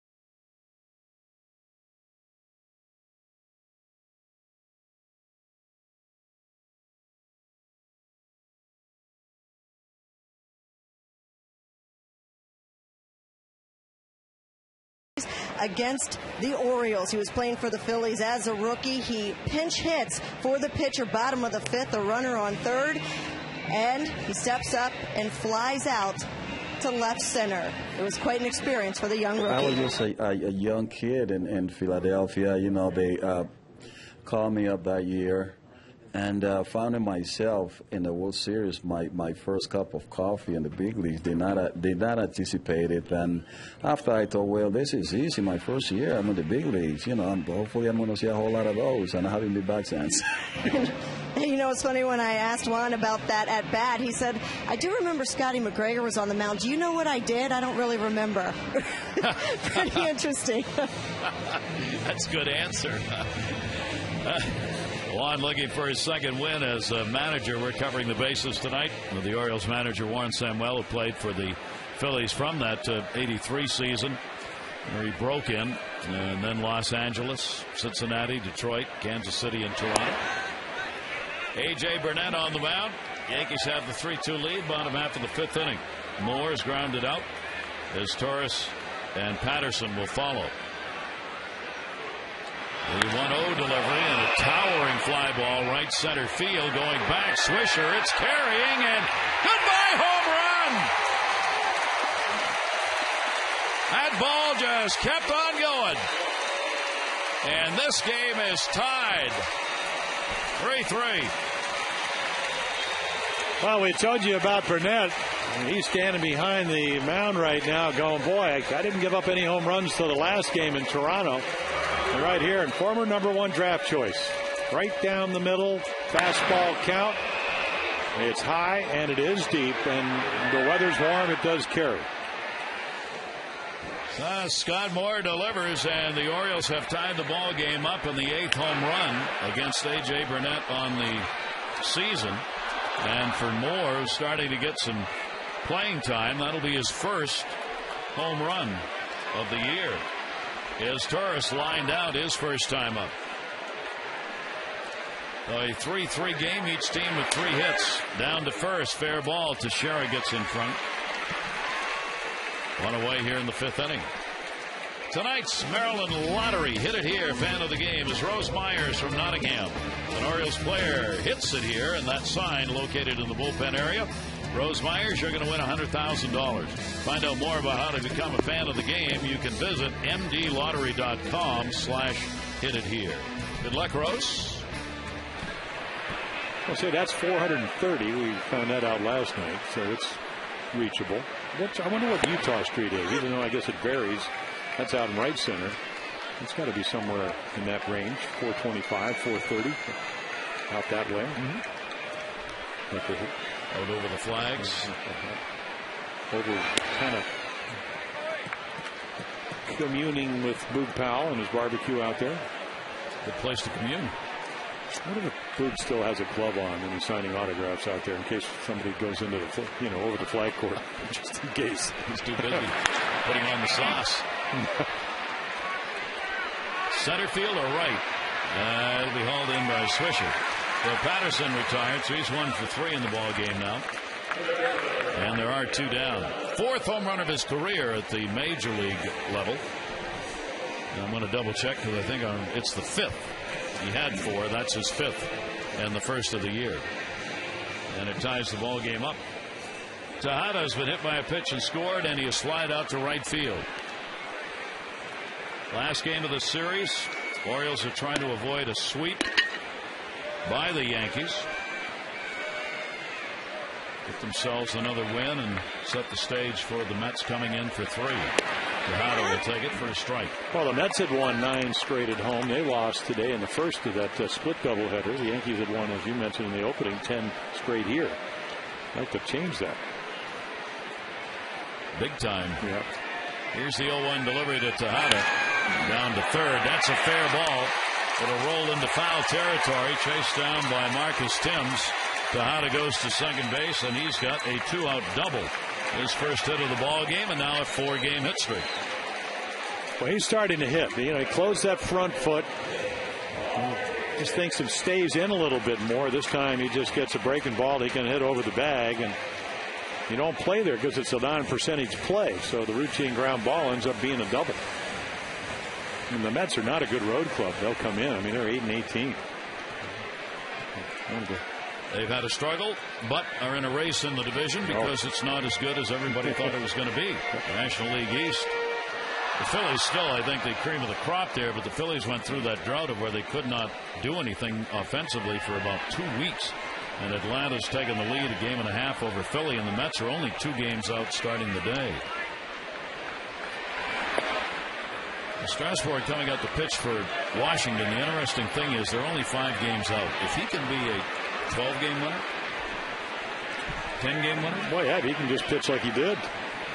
I mean, they were talking today about, they're going to shut him down, I think, in 160 innings. He's got 55 plus 7. They've got a chance to be in that race.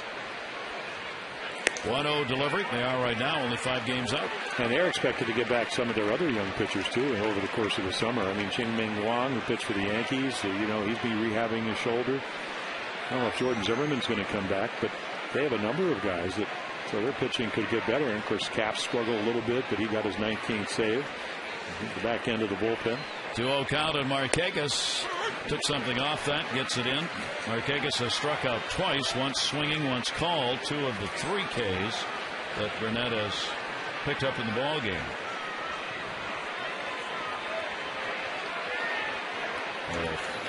4 total. Well, you got your best runner in scoring position guy when it comes to the Orioles with Nick Markakis. And a ground ball to second base, Cano. But a run in. Scott Morris tied the ball game up as he leads off the 5th with his first home run of the season. And Yankees, Orioles, 3 apiece.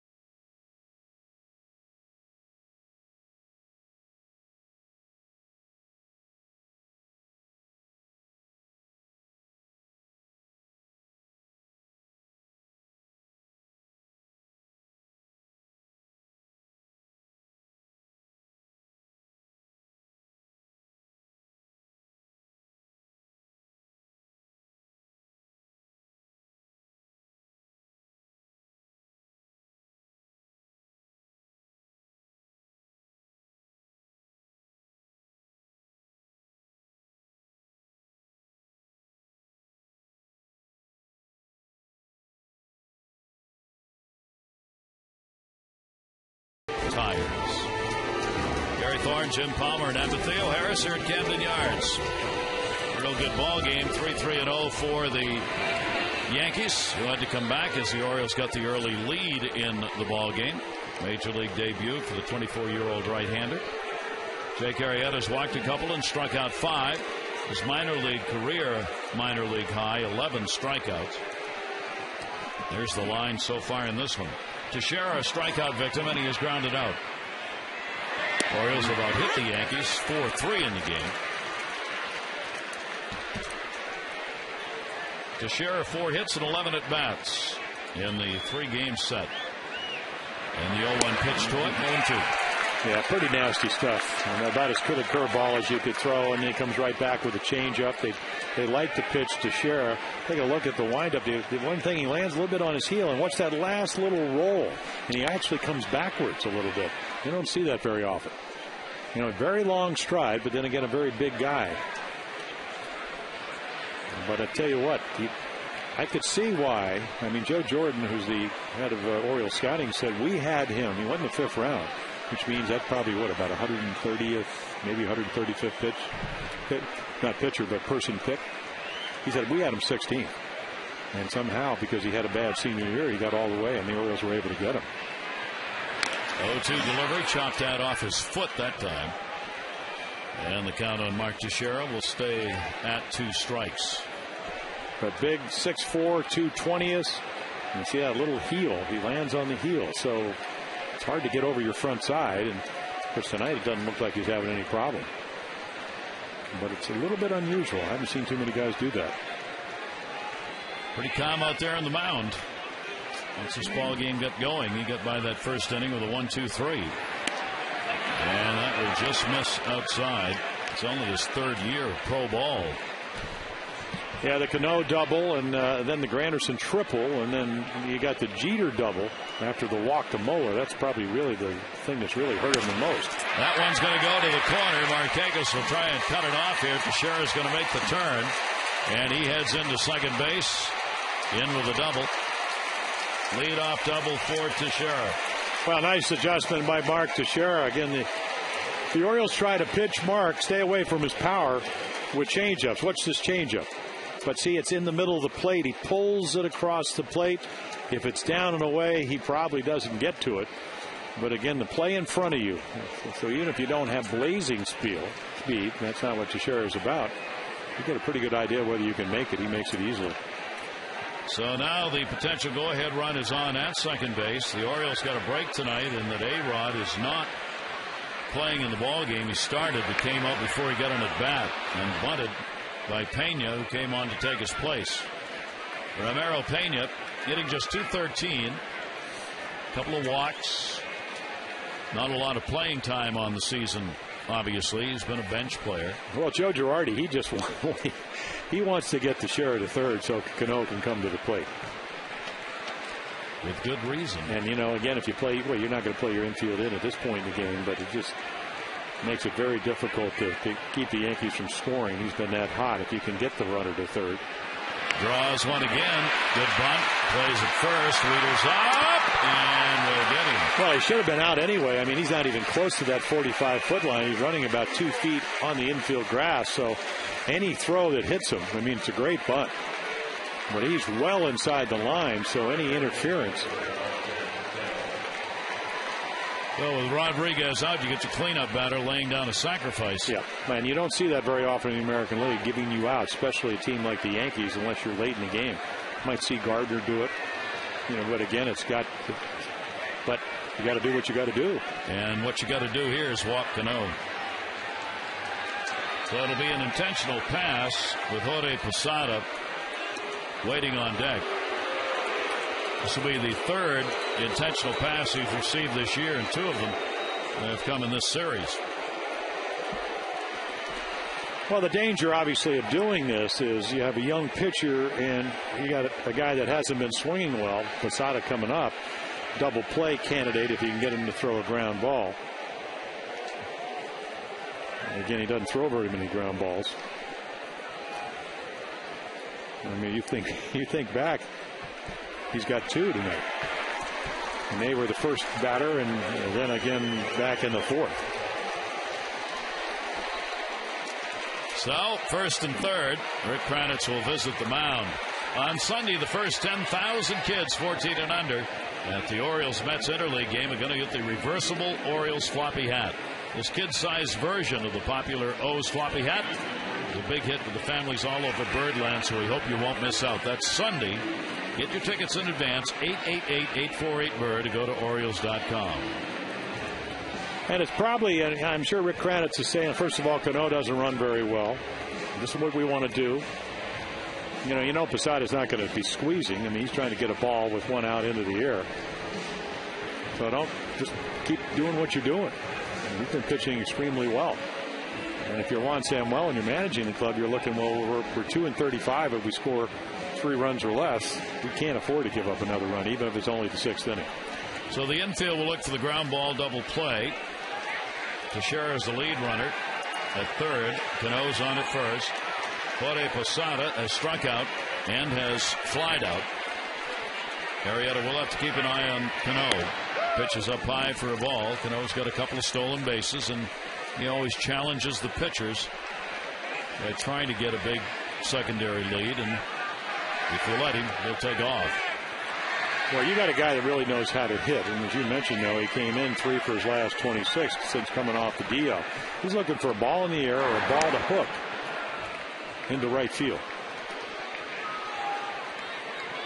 And we saw the Yankees do that last night when Cano was up. He bounced one over Wigington's head. You don't see too many high choppers here, but Cano with a lot of topspin got it into the right field for another run for the Yankees. 1-0 delivery. Jorge Posada will take the pitch down low, so Posada gets the count his way. Count goes 2-0. You have Granderson waiting on deck. First and third, one away. Yeah, Frank Mata getting loose for the Orioles in the bullpen. Seesaw ball game through the first 5. 2-0 delivery. Off the end of the bat, foul. 2-1. Well, terrific pitch. That was your double play ball. You know, a little two-seamer. If he tries to roll over, maybe you get a ground ball.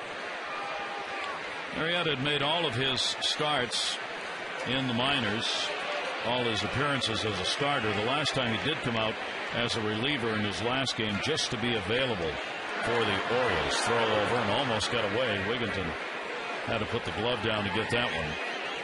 They are keeping an eye, obviously, on Cano over there.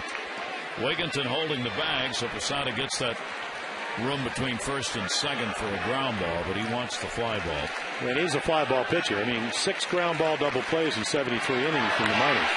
That's popped up. That is not very deep.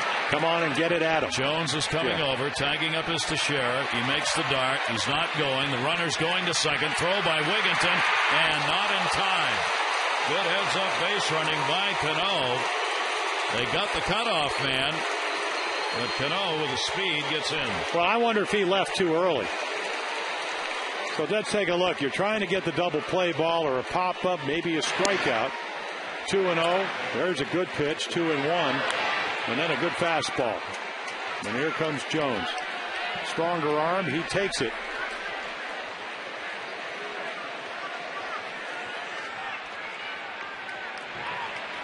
Moore there to put the tag on, but not in time. Now with first base open again, there'll be another intentional pass to Granderson in order to get to Marcus Timms. Well, Juan Samuel managing the inning here and trying to prevent the Yankees from getting a run. Well, here's Cano. I mean, he sees this play. And right there goes Teixeira. He fakes it. Cano is coming. So you stay out of the force-up and you force this, which could be a break. But how many young pitchers in your first Major League debut would you walk the bases loaded or expect him to be able not to panic, not to overreact to having to pitch this way? And it speaks volumes of what they think of Arrieta. Well, Juan Samuel said we're throwing him in the fire. What they didn't tell him was that the burners are going to be turned up on high. Exactly. So the bases are loaded with 2 down. Teixeira, who led it off with a double, the lead runner. Cano, an intentional pass at second, and Granderson, an intentional pass, is on at first. And Marcus Timms, who has lined out and struck out, stands in. First ball foul for a strike. Yeah, high slider that just was far enough away to get it by him. That's a pretty good number there, wouldn't you say? Six home runs with the bases loaded and a .531 average. You wouldn't think that of Marcus Timms with the bases loaded. The delivery to him and a ground ball foul. Arrieta gets ahead on the count. 2 strikes. 2 for 6 with the bases loaded for him this year. And the stuff still very, very good. 93, 94, 95 all night long. Ball game tied at 3. We're in the 6th inning. Yankees have loaded him up with 2 down. I think he's also going to find that sometimes you don't want to be pitching from a windup with speed. Not that that's the case now, but he did it earlier. The pitching from a windup with a runner at third. Here's the 0-2 delivery on the way. Out of the outside. 1 ball, 2 strike count on Timms, the number 8 hitter. Arrieta really not only having to face the Yankees, but some tough situations in the game. 1-2 delivery and swung out and missed. He got him. 6 strikeouts in the ball game, and Juan Samuel's confidence in the young starter pays off. It's still 3-3.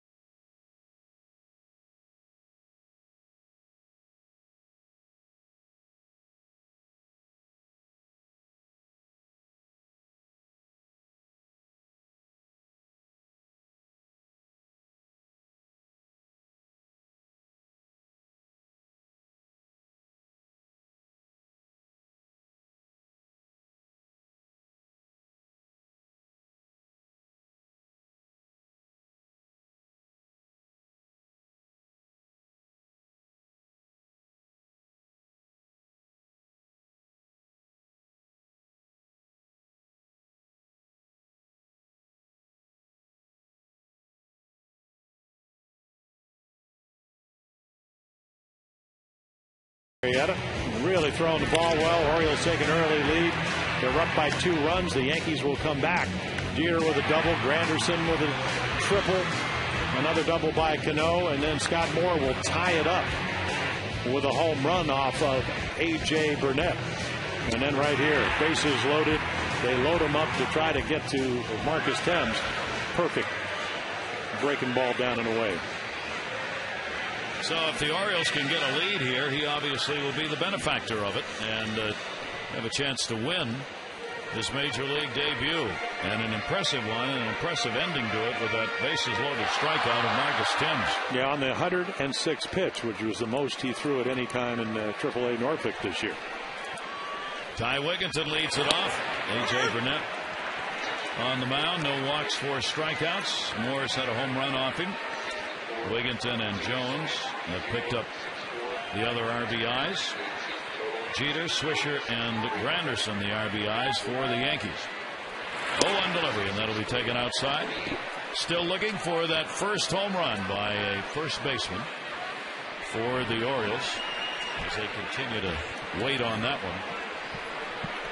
Home run by Garrett Atkins, of course, came when he was DHing. And Wigginton hasn't had any of his while playing first. Jeter makes the throw. Wigginton is retired. 1 away.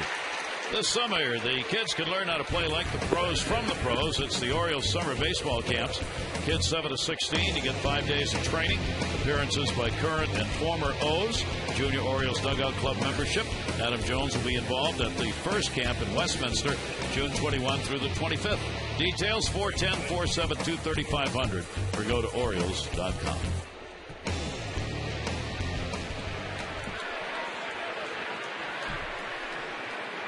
Here's Luke Scott.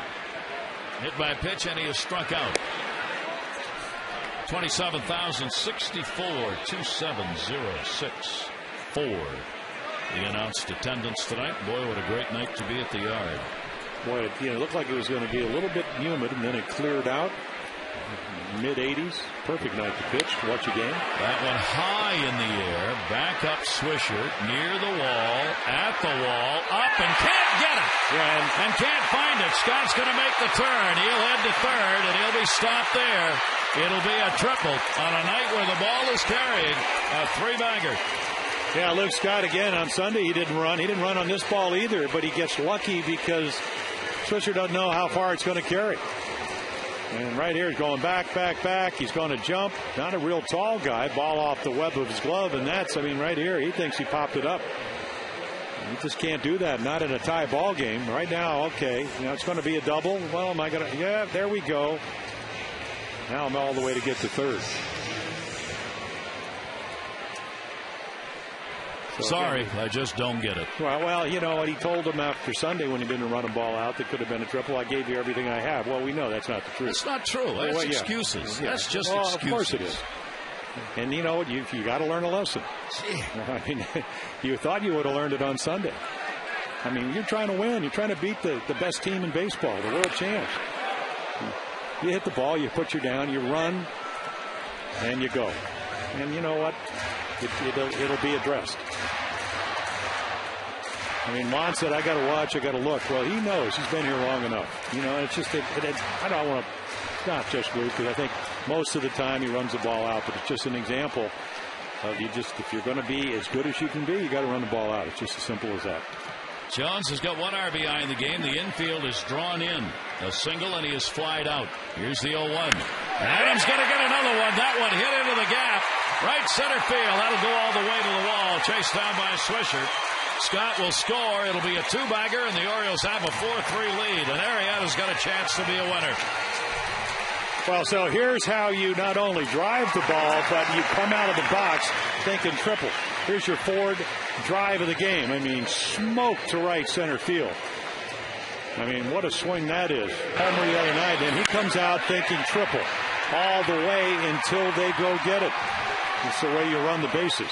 He forces them to not only get the ball quickly, but hit the cutoff man. Otherwise, with 1 out, he would have been exactly where you want to be, at third base. 2 RBI night. Your local Ford dealer invites you to experience Ford like never before. Ford Drive 1.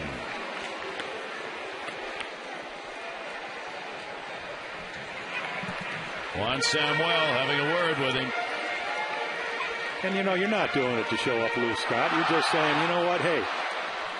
I mean, why is he even arguing with him? See, he said you threw the bat and you didn't run, and he's arguing with him. I mean, give it up. Well, see, he knows. That's just an excuse. Of course it is. God, that's brutal. That's just brutal.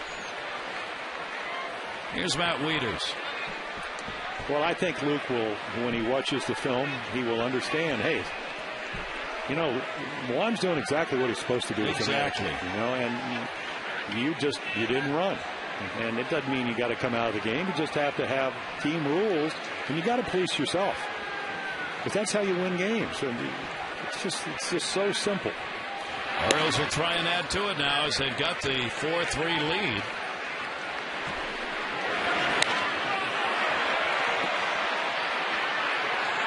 That's exactly what he did, just what Juan Samuel showed. 1-0 count on Wieters. Wieters has struck out and flied out. Towering pop-up. Cano, Teixeira wants it, and he's gone. A big out to get Wieters with one away. Jones still on at second base. 4-3 lead for the Orioles, and Moore part of it as he delivered the first home run of the season. Came in the fifth. You know, last year he had a thumb injury, did not play after May 15th, but he showed power. When you play at AAA Norfolk, it is a pitcher's ballpark. So when you hit 7 home runs early on, 123 at-bats, you're on your way to having a pretty good year. And then again, a former #1 draft choice out of the Cubs organization. And you got to be very careful. I think when a guy took me deep and he comes up the next time and I look on deck, and it's not that Cesar Torres can't get base hits, even though he's 1 for 4 with runners in scoring position, at least that average at 250. I got to be careful the more. I don't want to give up any more runs. 1-0 count. Adam Jones at second base. 2-out RBI chance here for Moore. All the way to the backstop and all the way back out to the mound. Burnett just quietly walks over and picks it up. A wild pitch. Jones moves over to third base. Well, he crossed him up. I think he's thinking curveball. Man on second base. Sometimes you get confused with the fan. All the way. I mean, it's the only way. He didn't even get a glove on it. You're looking breaking ball, and then he throws a zoom ball right by you. He's going to score it as a pass ball. Okay. Chad Muller's not had a comfortable night behind. Well, it's never comfortable. And Burdett's a heck of a pitcher, but he's not a comfortable guy to catch because his stuff can be electric. It's all over the place. Now a runner at third base, and the 2-0 delivery, and that's going to miss inside, and the count goes to 3-0 and Moore. See, now you get an idea of how hard it is to hit as you look at Chan Ho Park.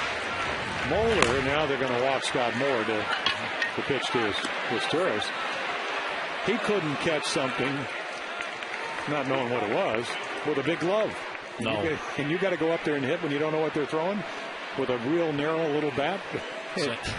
It's just an amazing game. I mean, Moeller talks with him now. Well, he's going to go home and talk to himself after the night because, being critical, it's just one of those nights. I mean, he's diving. Looks like he's a hockey goalie. And the Stanley Cup's over. Congratulations to the Blackhawks. First time in, 49 years? Great job. He thinks he's a goalie tonight. 2 down. Runners on at first and third. Here's Torres, who has lined out and grounded out. Torres 3 for 22 lifetime off A.J. Burnett. This is a big at bat here. The Orioles have gotten a run in and have retaken the lead and have a chance to add to it. Pena is in at third base. And as Torres went around, according to the home plate umpire, Holbrook calling the strike. Yeah, he's been really very affirmative in calling those pitches. A lot of times you look down to get help, but tonight, mainly because he's doing a nice job, he's been able to see. He's just watching how far the bat travels. As Torres 250 with runners in scoring position this year. Off first and third, the runners. Fouls it off, and Burnett ahead on the count, 2 strikes now. Now the Orioles have gotten to a critical mark. That's 4 runs scored in a ball game. If they don't get to that, their chances of winning a ball game are just about zip. Well, 4 to 5 runs, they're 8-2. Under that, they're 2-35. 6+ runs, they're 6-6. 0-2 delivered. It's Torres. Close. No. Corey Davis in third. Burnett wanted the call, didn't get it. Well, you can see how they're trying to pitch him. Just big bender after big bender. He's kind of in a world of his own up there on the mound, A.J. Burnett. To his credit, he takes the ball game just kind of very calmly. Not much emotion. Well, he's my type of guy because when he pitched his no-hitter, he walked as many guys as I did in mine, 9. And it didn't bother him. No. It's a no-hitter. No. Here's the 1-2, runner going, and a check swing again. Again they look, and again the answer's no. And again Burnett just kind of stares down there, and a stolen base recorded as Moore took off on that. No throw was made. So now they're at 2 in scoring position. Again, we told you that's one of the things he doesn't do well. He came in with 13 out of 16 attempts. They stole a couple bases tonight. Patterson, after singling, stole in the first. Moore is 2 for 2 in the season. Now a base hit and a couple of runs. There's Torres, 2-2 count. And he is gone. 5 strikeouts picked up by Burnett. But the Orioles on the Jones double get the go-ahead RBI. Arrieta's got a chance to be the winning pitcher.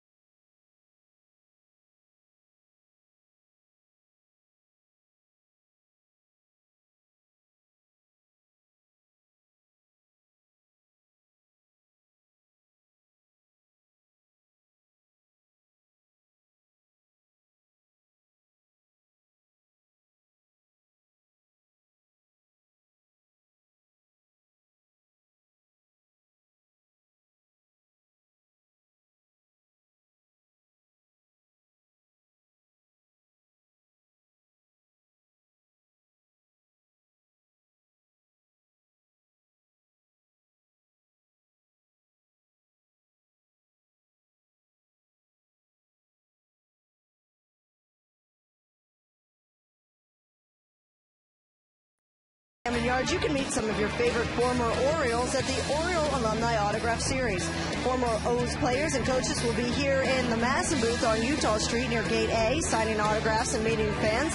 The station opens 90 minutes before first pitch and stays open until 30 minutes before game time. New former Orioles will appear at every game. Tonight's Orioles alumni were Ken Dixon, Nate Snell, and Mike Boddicker. So come out to Oriole Park this season on Mondays and Thursdays and relive some of your favorite Orioles memories. For more details, call 888-848-BIRD or visit Orioles.com. Gary? What a great opportunity for the fans, Amber. 4-6-0 for the Orioles, 3-4-0 the other side. The discussion goes on, still explaining why he didn't hustle. I don't think there's any explanation for that, and it's not funny. Mata comes on to do the pitching. Swung out and missed. So it's up to the bullpen now to try and protect the lead. Well, you need 9 outs. And you got to maintain this 1-run lead. Your closers on the disabled list with a hamstring problem. They tried to kind of mix and match. He's been in all 3 of these ball games now, an inning and 2/3 scoreless in the 2 appearances. Well, what he does best is sink the ball. Now, again, the scouting report on Chad Moeller, better fastball hitter, but he's a better high ball hitter than low ball hitter. So you still got to do what you do best. Chad Moeller's drawn a walk, flied out, scored a run in the 3rd inning. So that's back-to-back sliders. That is not your best pitch. Bowman in the bullpen. Jeter and then Swisher to follow here in the 7th inning. Down to 3rd. Tejada's up.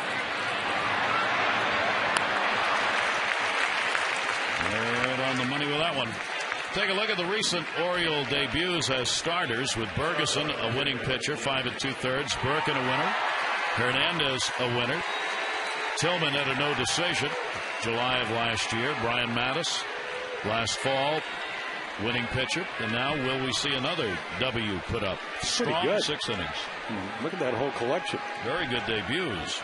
It's been following up on those. It's in the learning process. In fairness, yes, that and the fact that the Orioles have not been a great offensive team, even defensively, over the last 2 years, other than in the outfield. Jeter's got a 1 for 2 and a walk. He had a double, RBI, and a run score that came in the 3rd inning. This is what we were talking about. If they don't get above that 3-run mark, real trouble. 2 and 35, 4 to 5. They're 8 and 2, and then 6 plus, only 6 and 6. 1-0 delivery, almost. Jeter pulls the hands back. And of course, the Yankees, when they give up 4 or fewer runs, they're 33 and 3. What an amazing number that is. And that's because their offense. There's that sinker. See, he opens up and then the ball runs. If he stays closed, it sinks. It goes down. In danger of getting hit because he leans. That one to center. Jones coming. 2 down. Time for our Chili's game flow. Chili's. It's all in the preparation. This one dominated by the pitchers, and Arrieta with a fine 3-run, 4-hit, 6-inning performance. 4 walks, but 2 were intentional, and 6 strikeouts. And now Juan Samuel's gone to the bullpen to try and get the Major League debut win for the 24-year-old right-hander. Nada comes on, pitches 2/3 of an inning, and gets the outs. Now with Swisher coming up, the left-hander Will Oman on.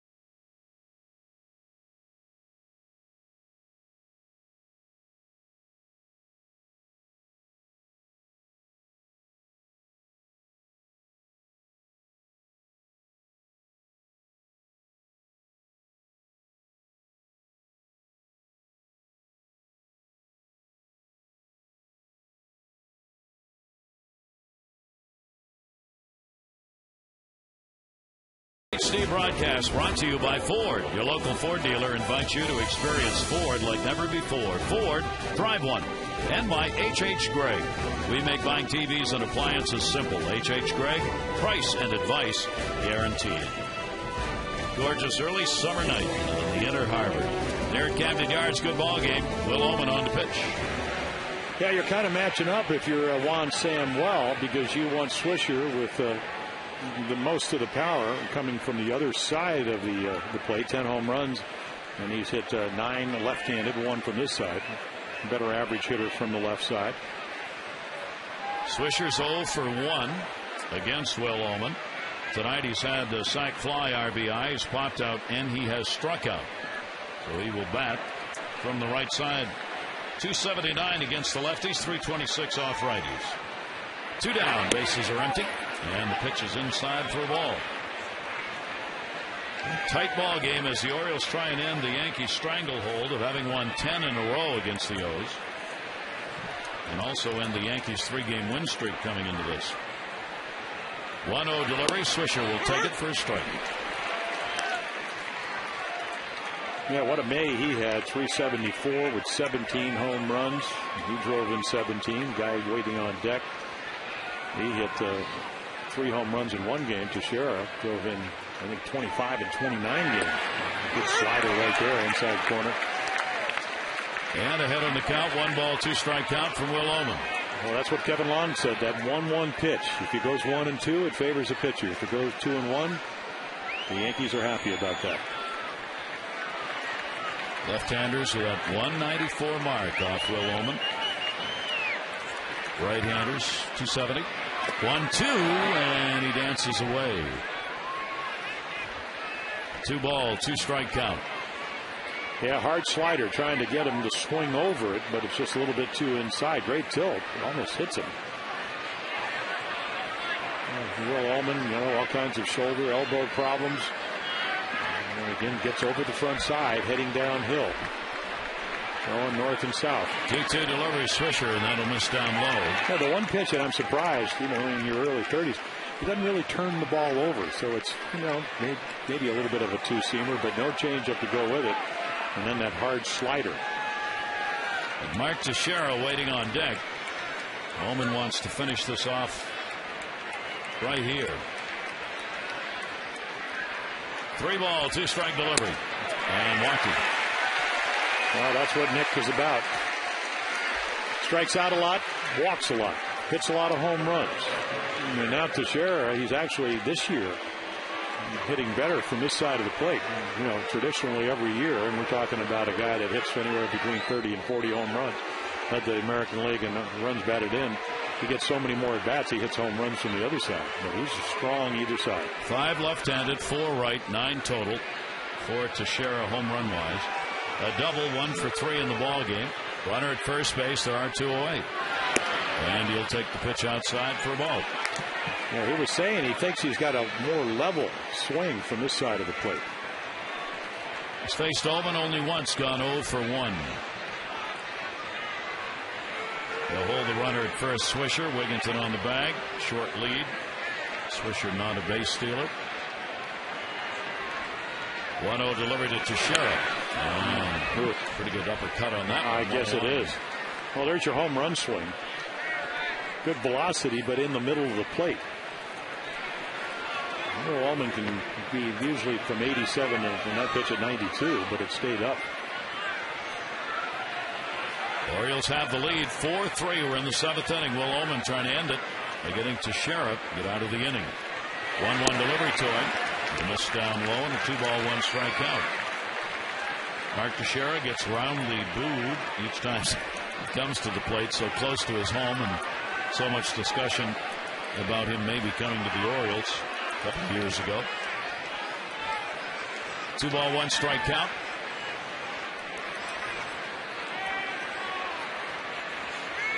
Oman's delivery to him, and Teixeira will take it. 3-1. Now you've got Pena waiting on deck with Rodriguez out of the ball game and never came to the plate. A-Rod with some ailment that took him out. He did start at third, but never hit. And Joe Girardi has had Pena in the 4 slot for all the at-bats for the cleanup batter. 3-1. Teixeira is on with a run. Well, not what you wanted to do.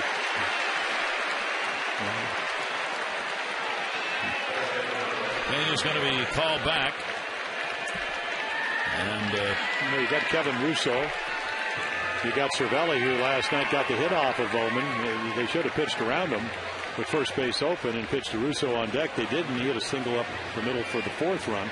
And the reason, of course, you wanted to pitch around him. He's hitting lefties coming into last night at 357, and he was hitting 452 with runners in scoring position. So now you don't have any place to put him. He's 2 for 2 off Will Oman. And you have nobody up in the bullpen to bring in. Granite's will go out on how they want to work to Cervelli. This copyrighted telecast presented by authority of the Orioles may not be reproduced or retransmitted in any form, and the accounts and descriptions of this game may not be disseminated without the express written consent of the Orioles. 4-3 O's lead, 7th inning.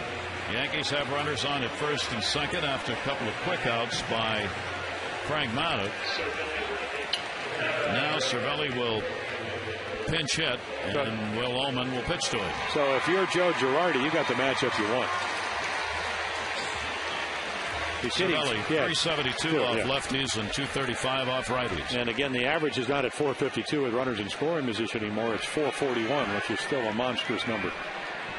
And if he would get hurt by some chance, you can always take your DH Posada and lose the DH, and he can be your third catcher if you had to. So 2 on, 2 down. Swisher off second, Teixeira off first. Cervelli takes it, and it's a strike.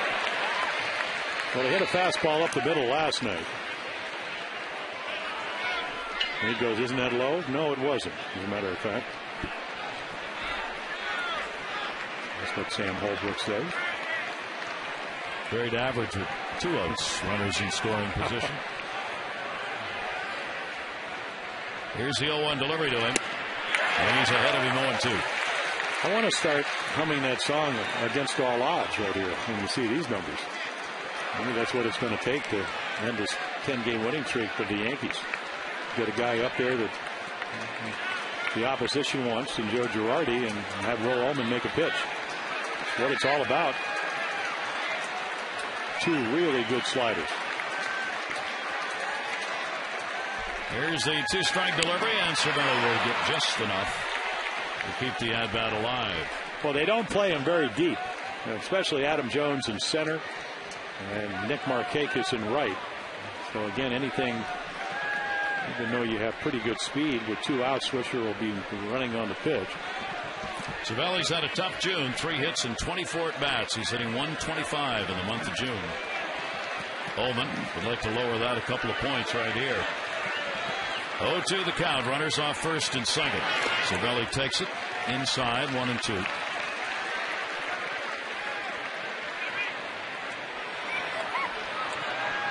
Orioles trying to grind one out here against the Yankees, getting that lead in that 6th inning. And the RBI by Jones. Yankees with Swisher and Teixeira on. And Cano waiting on deck. Burnett hoping for runs on the bench. Here's the 1-2 delivery. Cervelli will foul it off.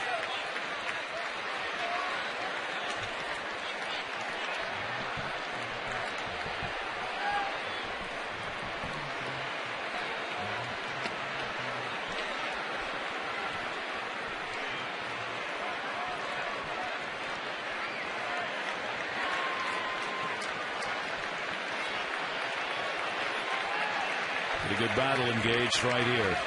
1 ball, 2 strike count. Cervelli again. Just enough. Well, he's got a very compact swing. And again, he doesn't hit a lot of home runs. I think his last one was in August of last year. That's not his intent. Going to keep throwing him sliders. It's fine as long as you keep the ball down, but nothing away as far as hard stuff. Last night, again, the fastball he hit up the middle for the 4th run was up, and it was in the inside middle of the plate. Here's the 1-2 delivery to him outside. Cervelli won't reach on a 2-ball, 2-strike count. Cervelli against the Orioles this season has had some big RBIs. He's got 3 of them, hitting .273 against the O's. This is the man that Will Ullman's got to get. 2-2.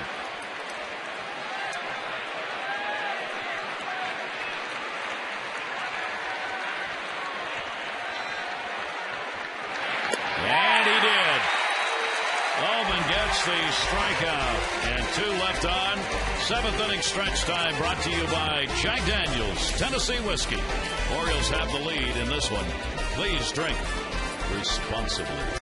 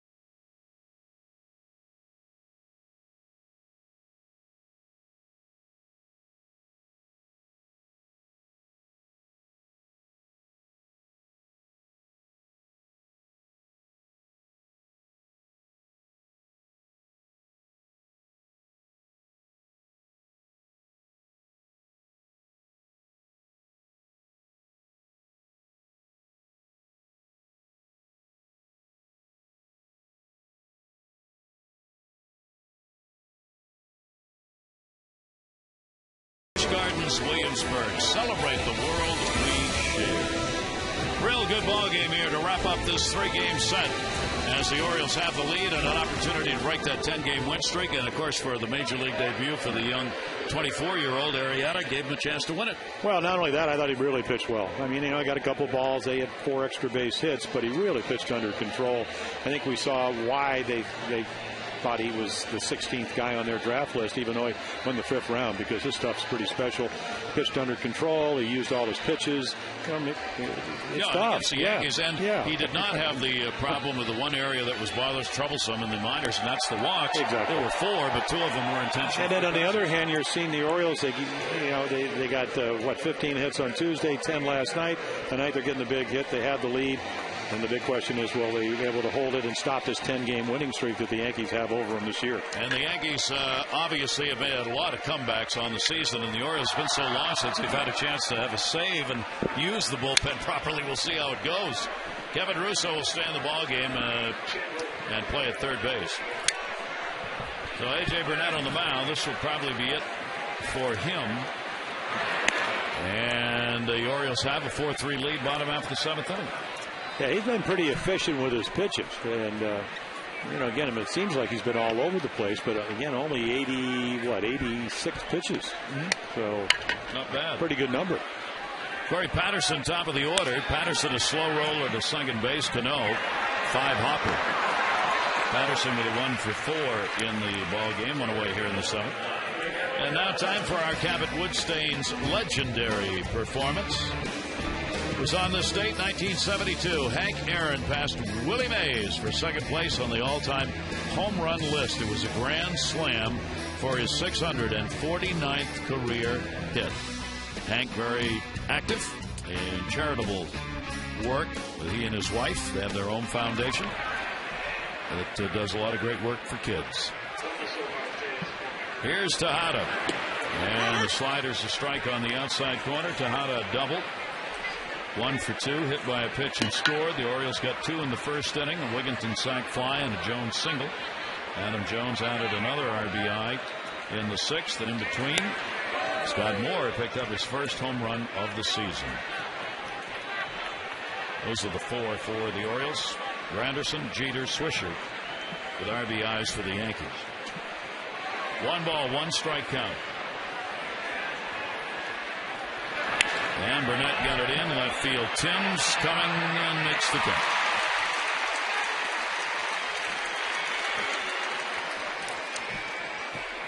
Take a look at the baseball history that has gone on. The month of June is always a busy month in baseball with a lot of records being broken, big games being played. You kind of get to the number of at-bats and innings pitched. 1921, Babe Ruth, 120th home run, took the all-time home run lead, and we'd hold it for over 70 years. Joe Nuxall, the youngest ever to pitch in the majors, ever to play at the age of 15 in 1944.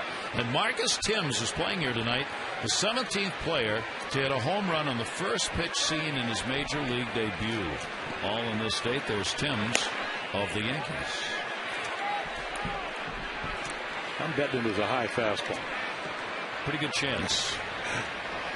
Double barrel action with Marte and Park. Yeah, Park has had hamstring problems, and then the only lefty in the bullpen, Marte. Last year's Phil Koch now with the Tigers as Granderson came over. Austin Jackson, who's having a marvelous rookie year for the Tigers, over to play for Jim Leyland.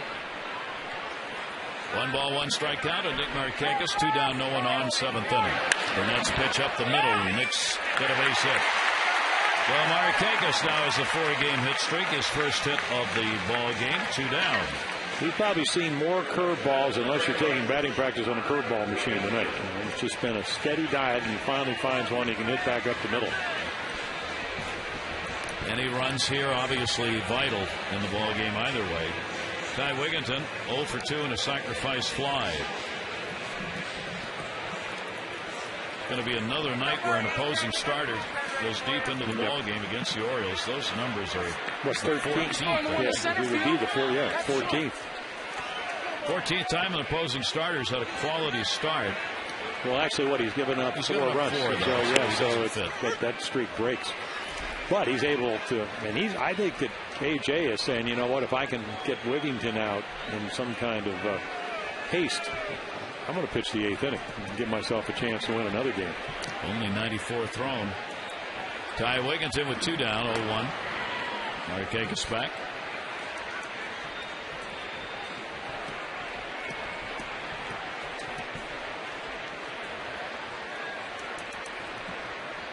Interleague play tomorrow as the Mets come to town for the weekend series. First of 3. 0-1 delivery. And that's going to be to center. Granderson is very deep. He'll have to play it on a hop. Markakis will stop at second. 2 on and 2 down. Well, that's probably pretty good baseball. You know, you got a guy that's got power. He's got certainly home run and double power, so you play a little deeper, especially with 2 outs. And then the ball knuckles. And that will be it for A.J. Burnett. He's going to be coming out of the ball game. No, he's not going to get a chance to be the winning pitcher in this one and could be the loser, as Burnett will exit responsible for the 2 base runners. Damaso Marte is going to come on to do the pitching. Luke Scott will be coming up 2 away and 2 on, and the Orioles up by 1.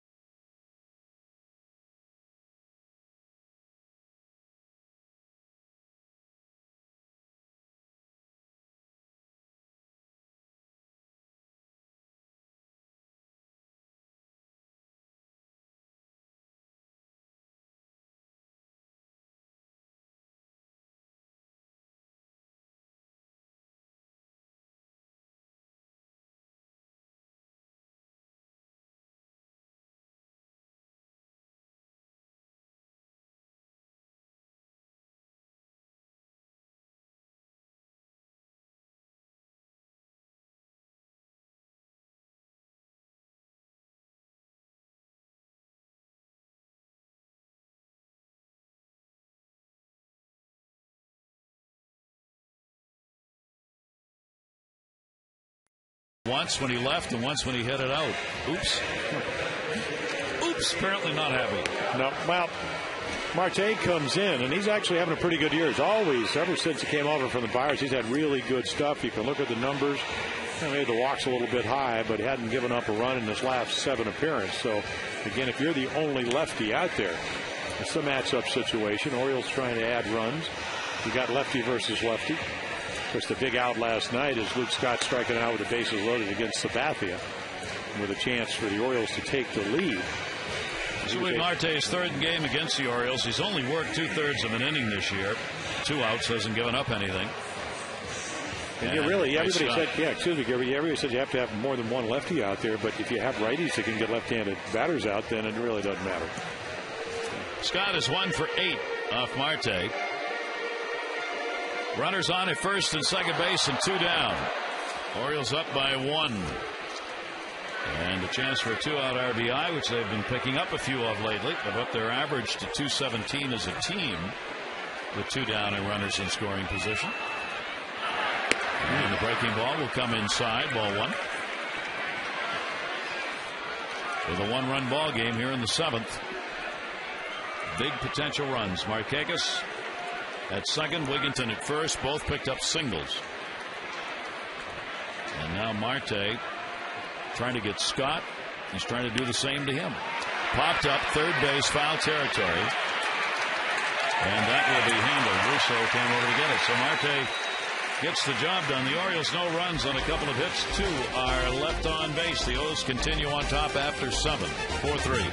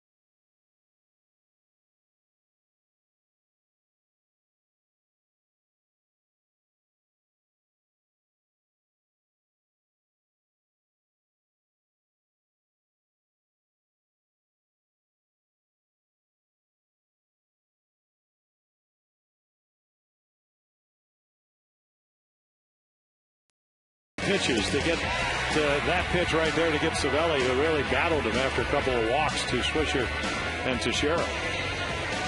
So there's 4-8-0 for the Orioles, 3-4-0 for the Yankees. Will Oman will stay on to face Robinson Cano, who has never in 3 at-bats gotten a hit, even though he wears out lefties. 350 on the year.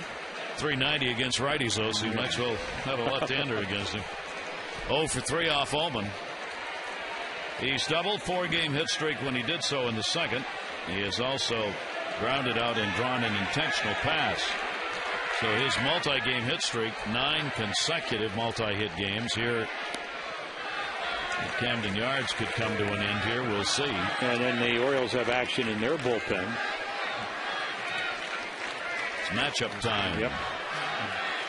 Cano leading the majors with that average. Here's the 1-0 delivery to it. 1 ball, 1 strike. Yeah, David Hernandez, I can kind of tell from the windup up here. And of course, former starter, so it's not like he may close the deal, but it doesn't have to just be 1 inning if he's able to get the Yankees out. Ron Samuel saying today, pregame, that's who he wants in there as the closer. That was going to be the progression. 1-1 delivery on the way, and that's a good strike on the outside corner. 1 ball, 2 strike count on Robinson Cano.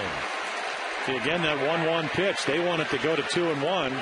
Now Oman can get the best hitter in baseball to maybe chase. And even when he chases, he's usually able to make contact. 1-2 delivery to him, and Cano will foul it away. Count will stay at 1 ball and 2 strikes. Certainly he is going to be at the All-Star game this season. He almost can't help but have the numbers to get there. He would virtually have to come up with zeros for next month and a half. Well, not likely to happen. And he's really turned himself. He doesn't run the bases, as far as stealing bases, but he's turned himself into a really good defensive second baseman. Here's the 1-2 delivery on the way, and he'll take it outside. He leads Dustin Pedroia. He's got 1,000,003 votes. Pedroia's got 725,000. Right now, Morneau's at first, Cano's at second, Longoria's at third, Jeter's at short. Mauer's doing the catching, Vladimir Guerrero's the DH. Outfield has Ichiro, Nelson Cruz, and Carl Crawford. A ground ball towards second base. Moore's got it. Cano is retired. An enormous out.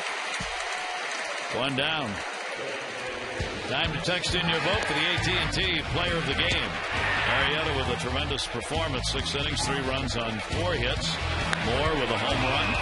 Picking that solo shot up in the 5th inning, his first of the year. And a big night. Adam Jones, 2 RBIs, double, single, 2 for 3. Text in your vote A, B, or C to 51862.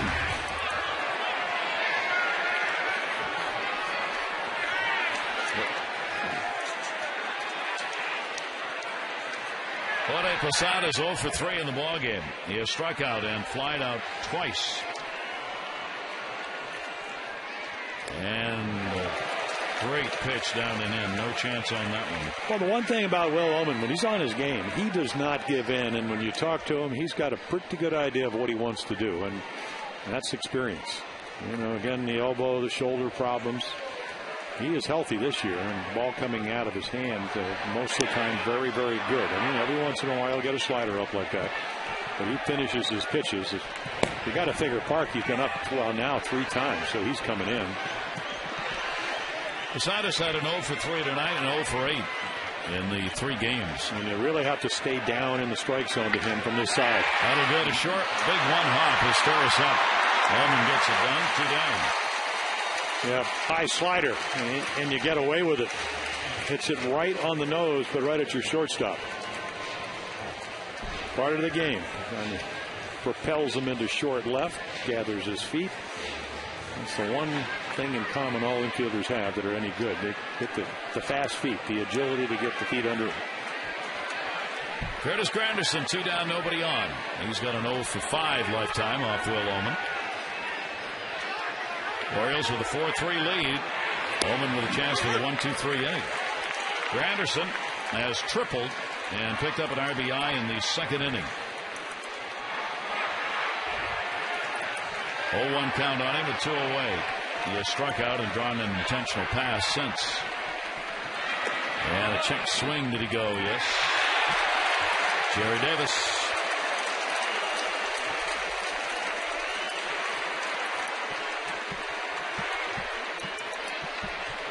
And a 2-strike count. Granderson against the lefties, 227.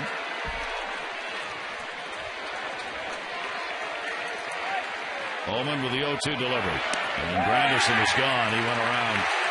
Ullman retires the side in order, gets his second strikeout, and a fine job in an inning and a third out in relief.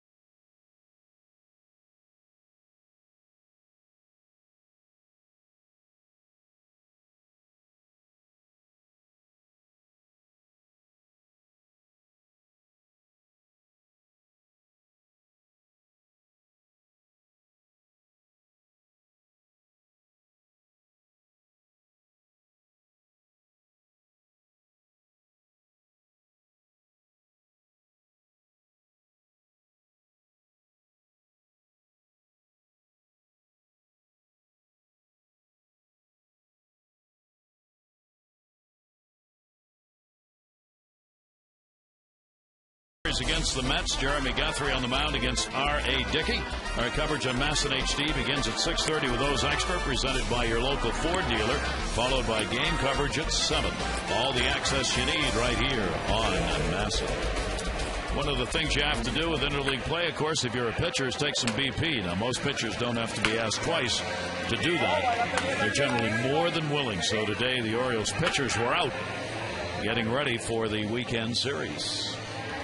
Yeah. I saw Guthrie. I said, so, a little oblique. Is it better as we look at Chan Ho Park? He said, yeah, but I got a blister on my left hand. From hitting? From hitting. I go, why do you waste your time? Ferguson can hit. Millwood says he can't hit, but he was in the National League so long, so he probably knows how to bunt. But the rest of the guys just don't get hurt. Get the guy over when you get the opportunity. At the end of the day, you're going to look better than Daniel Cabrera looked, because he was the worst-looking hitter in the history of the game. So there it is. Get some more runs this inning and worry about when you get to San Francisco and San Diego.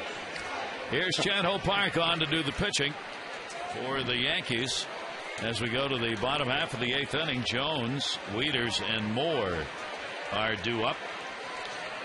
Chan Ho Park delivers to Jones, and it is in there for a strike. Park 1-1. This is the 11th game. 15 in the third innings is all that he's worked.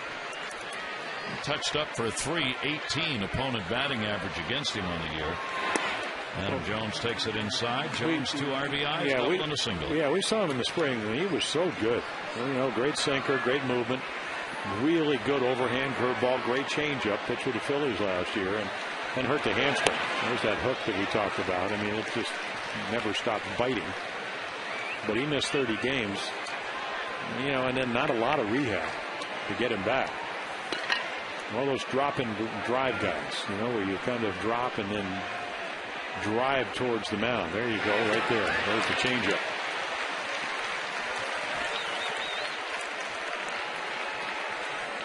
Jones retired. Park gets a strikeout. Former starting pitcher out of Korea. First Korean that ever pitched for the Yankees, and you can see the spin on that changeup as it tumbles over. Joe Girardi was really excited when he was signed as a free agent in February of the offseason. And when he saw him in the spring, he got even more excited. He really liked what he saw from Chan Ho Park. as a setup guy to be used, and is very happy to have him back off the DL. Pitch is going to be taken away for a ball. Wieters has struck out, flied out, popped out. But nice chance to extend a 3-game hit streak. Can you imagine, though, having this kind of windup and hurting your right hamstring, pushing off like that? You know, it's not like you're a tall and fall guy. That's for the taller guys like myself. You can't. Yeah, I mean, you still use your back leg, but I mean, this is where you get all your power. You're always talking hitting about loading up, getting on your backside, and getting through the ball. Well, that's what pitchers do. Watch him just use that right leg. I mean, this is boom right there. Wieters over the top. Little foul ball off it right at the plate, and a 1-ball, 2-strike count. And another great changeup. Well, it listed as a splitter. It went down like a split finger.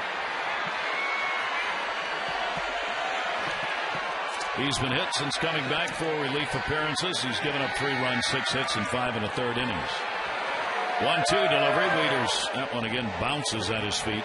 Cervelli's in there doing the catching. Chad Moeller came out when all of the pinch hitting was taking place. 2-ball, 2-strike count on Wieters. Orioles trying to win a 1-run ball game at the moment anyway. I'd love to get some more put up here in the bottom half of the 8th inning. And Wieters will be strikeout victim number 2. 2 down. Couple of Ks. Vote for your favorite O's for the 210 All-Star game at Orioles.com and win the Orioles VIP Experience All-Star Sweepstakes. There'll be 1 lucky winner, 4 tickets to an upcoming game with parking, on-field access for BP, meet and greet with the O's All-Stars, and a personalized All-Star game batting practice jersey. Visit Orioles.com/All-Star for details. 2 down. That'll be taken away by Moore, who had a home run in this one. There are your leaders.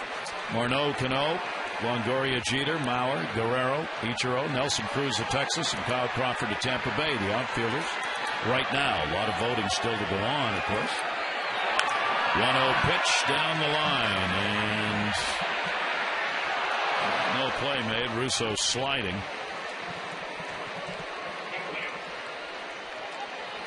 Yeah, trying to get to it, and then the rubberized surface here. And he goes down. That's not comfortable. 1-ball, 1-strike count.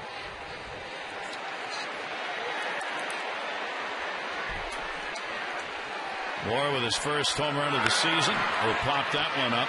Third base. Russo a little easier play. He's got it. So we go to the 9th inning. The Orioles with a chance to end this win streak of the Yankees against them. Due up, Timms, Moeller, Jeter.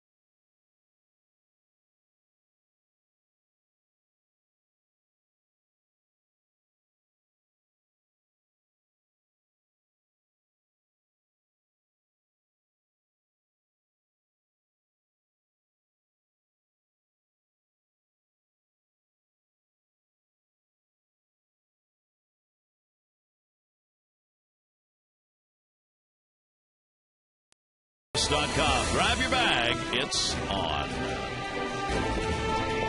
Ninth inning, 4-3. The Orioles on top, 3 outs away from putting one away. Kenny Singleton, his daughter sitting next to him watching. Angelica, this is Kenny's birthday today.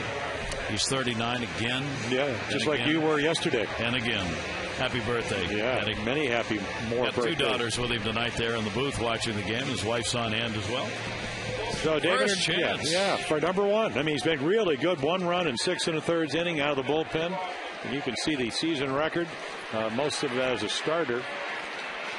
So again, coming in, fastball hitter, fastball pitcher, even though he does have a breaking ball to go with it. Marcus Timms first to right. That'll be Markakis backing up. And he's got room. 1 away in the 9th. Updating you on our AT&T Player of the Game voting so far. Arrieta's on top. You still can cast your ballot. A, B, or C. 51862. Results on the O's Extra post-game show. So now the Orioles, a lot of 2 outs away. Breaking the 10-game losing streak. The first win for Jake. First save for David Hernandez. Never had one in the minors. Never had a shot at it in the minors. That was a starter. Here's Kevin Russo. Russo batting in the 9 spot first time.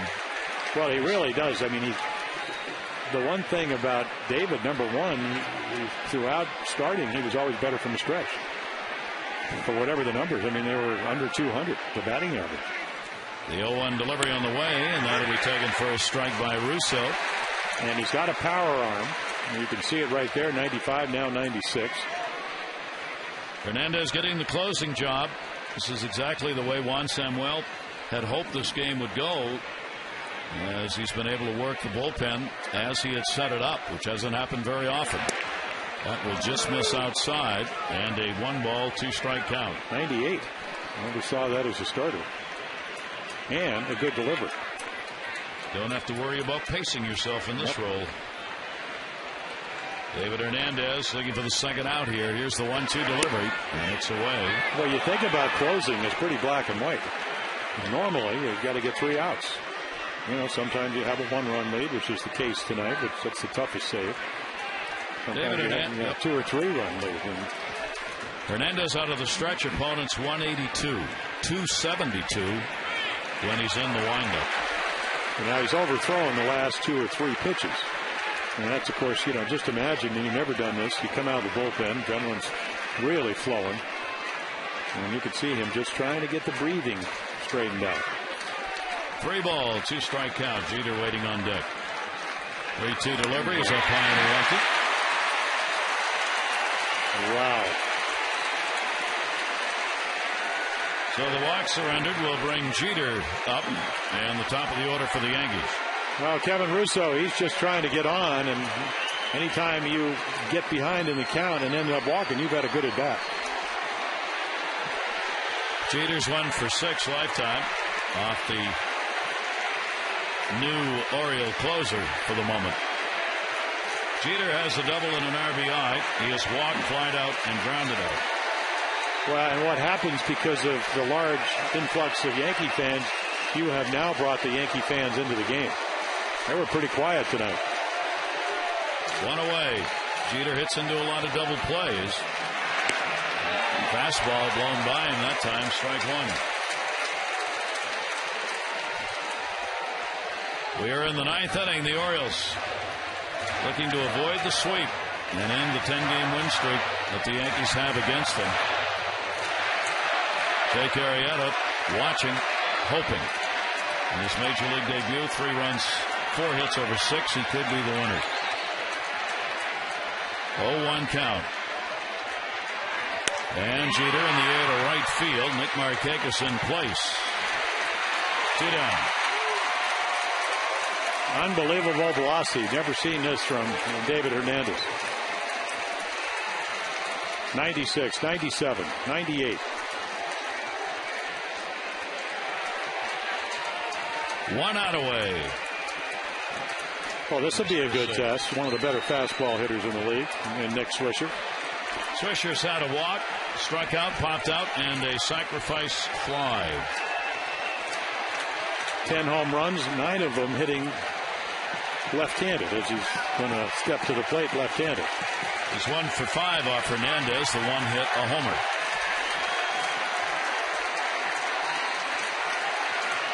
Russo at first base. And the problem with Nick is you have to throw him strikes. You know, as aggressive and the type of personality he have, the one thing he's always brought to the table, I mean, it started in the Oakland organization, makes you throw the ball over. Juan Samuel after his second win as manager. Swisher, 1-0 delivery to him.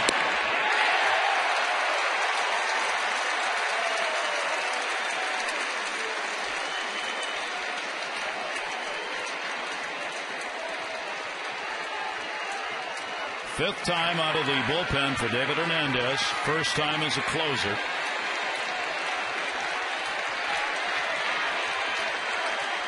One delivery. Swisher, 1-2.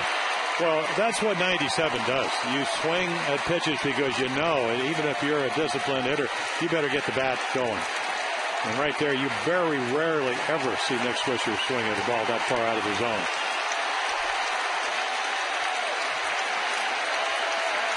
Now the Oriole fans take charge. Well, they're on their feet.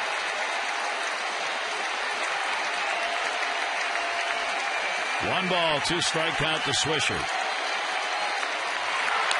Grounded towards the hole. Hernandez over. Orioles win it.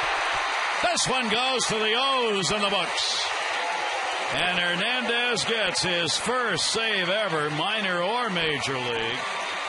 And the Orioles avoid the sweep by the Yankees with an exciting 4-3 win. And Arrieta is 1-0 at the major league level. Juan Samuel picking up victory number 2. Jones with a couple of RBIs in the ball game. 4-8-0 for the O's, 3-4-0 for the Yankees.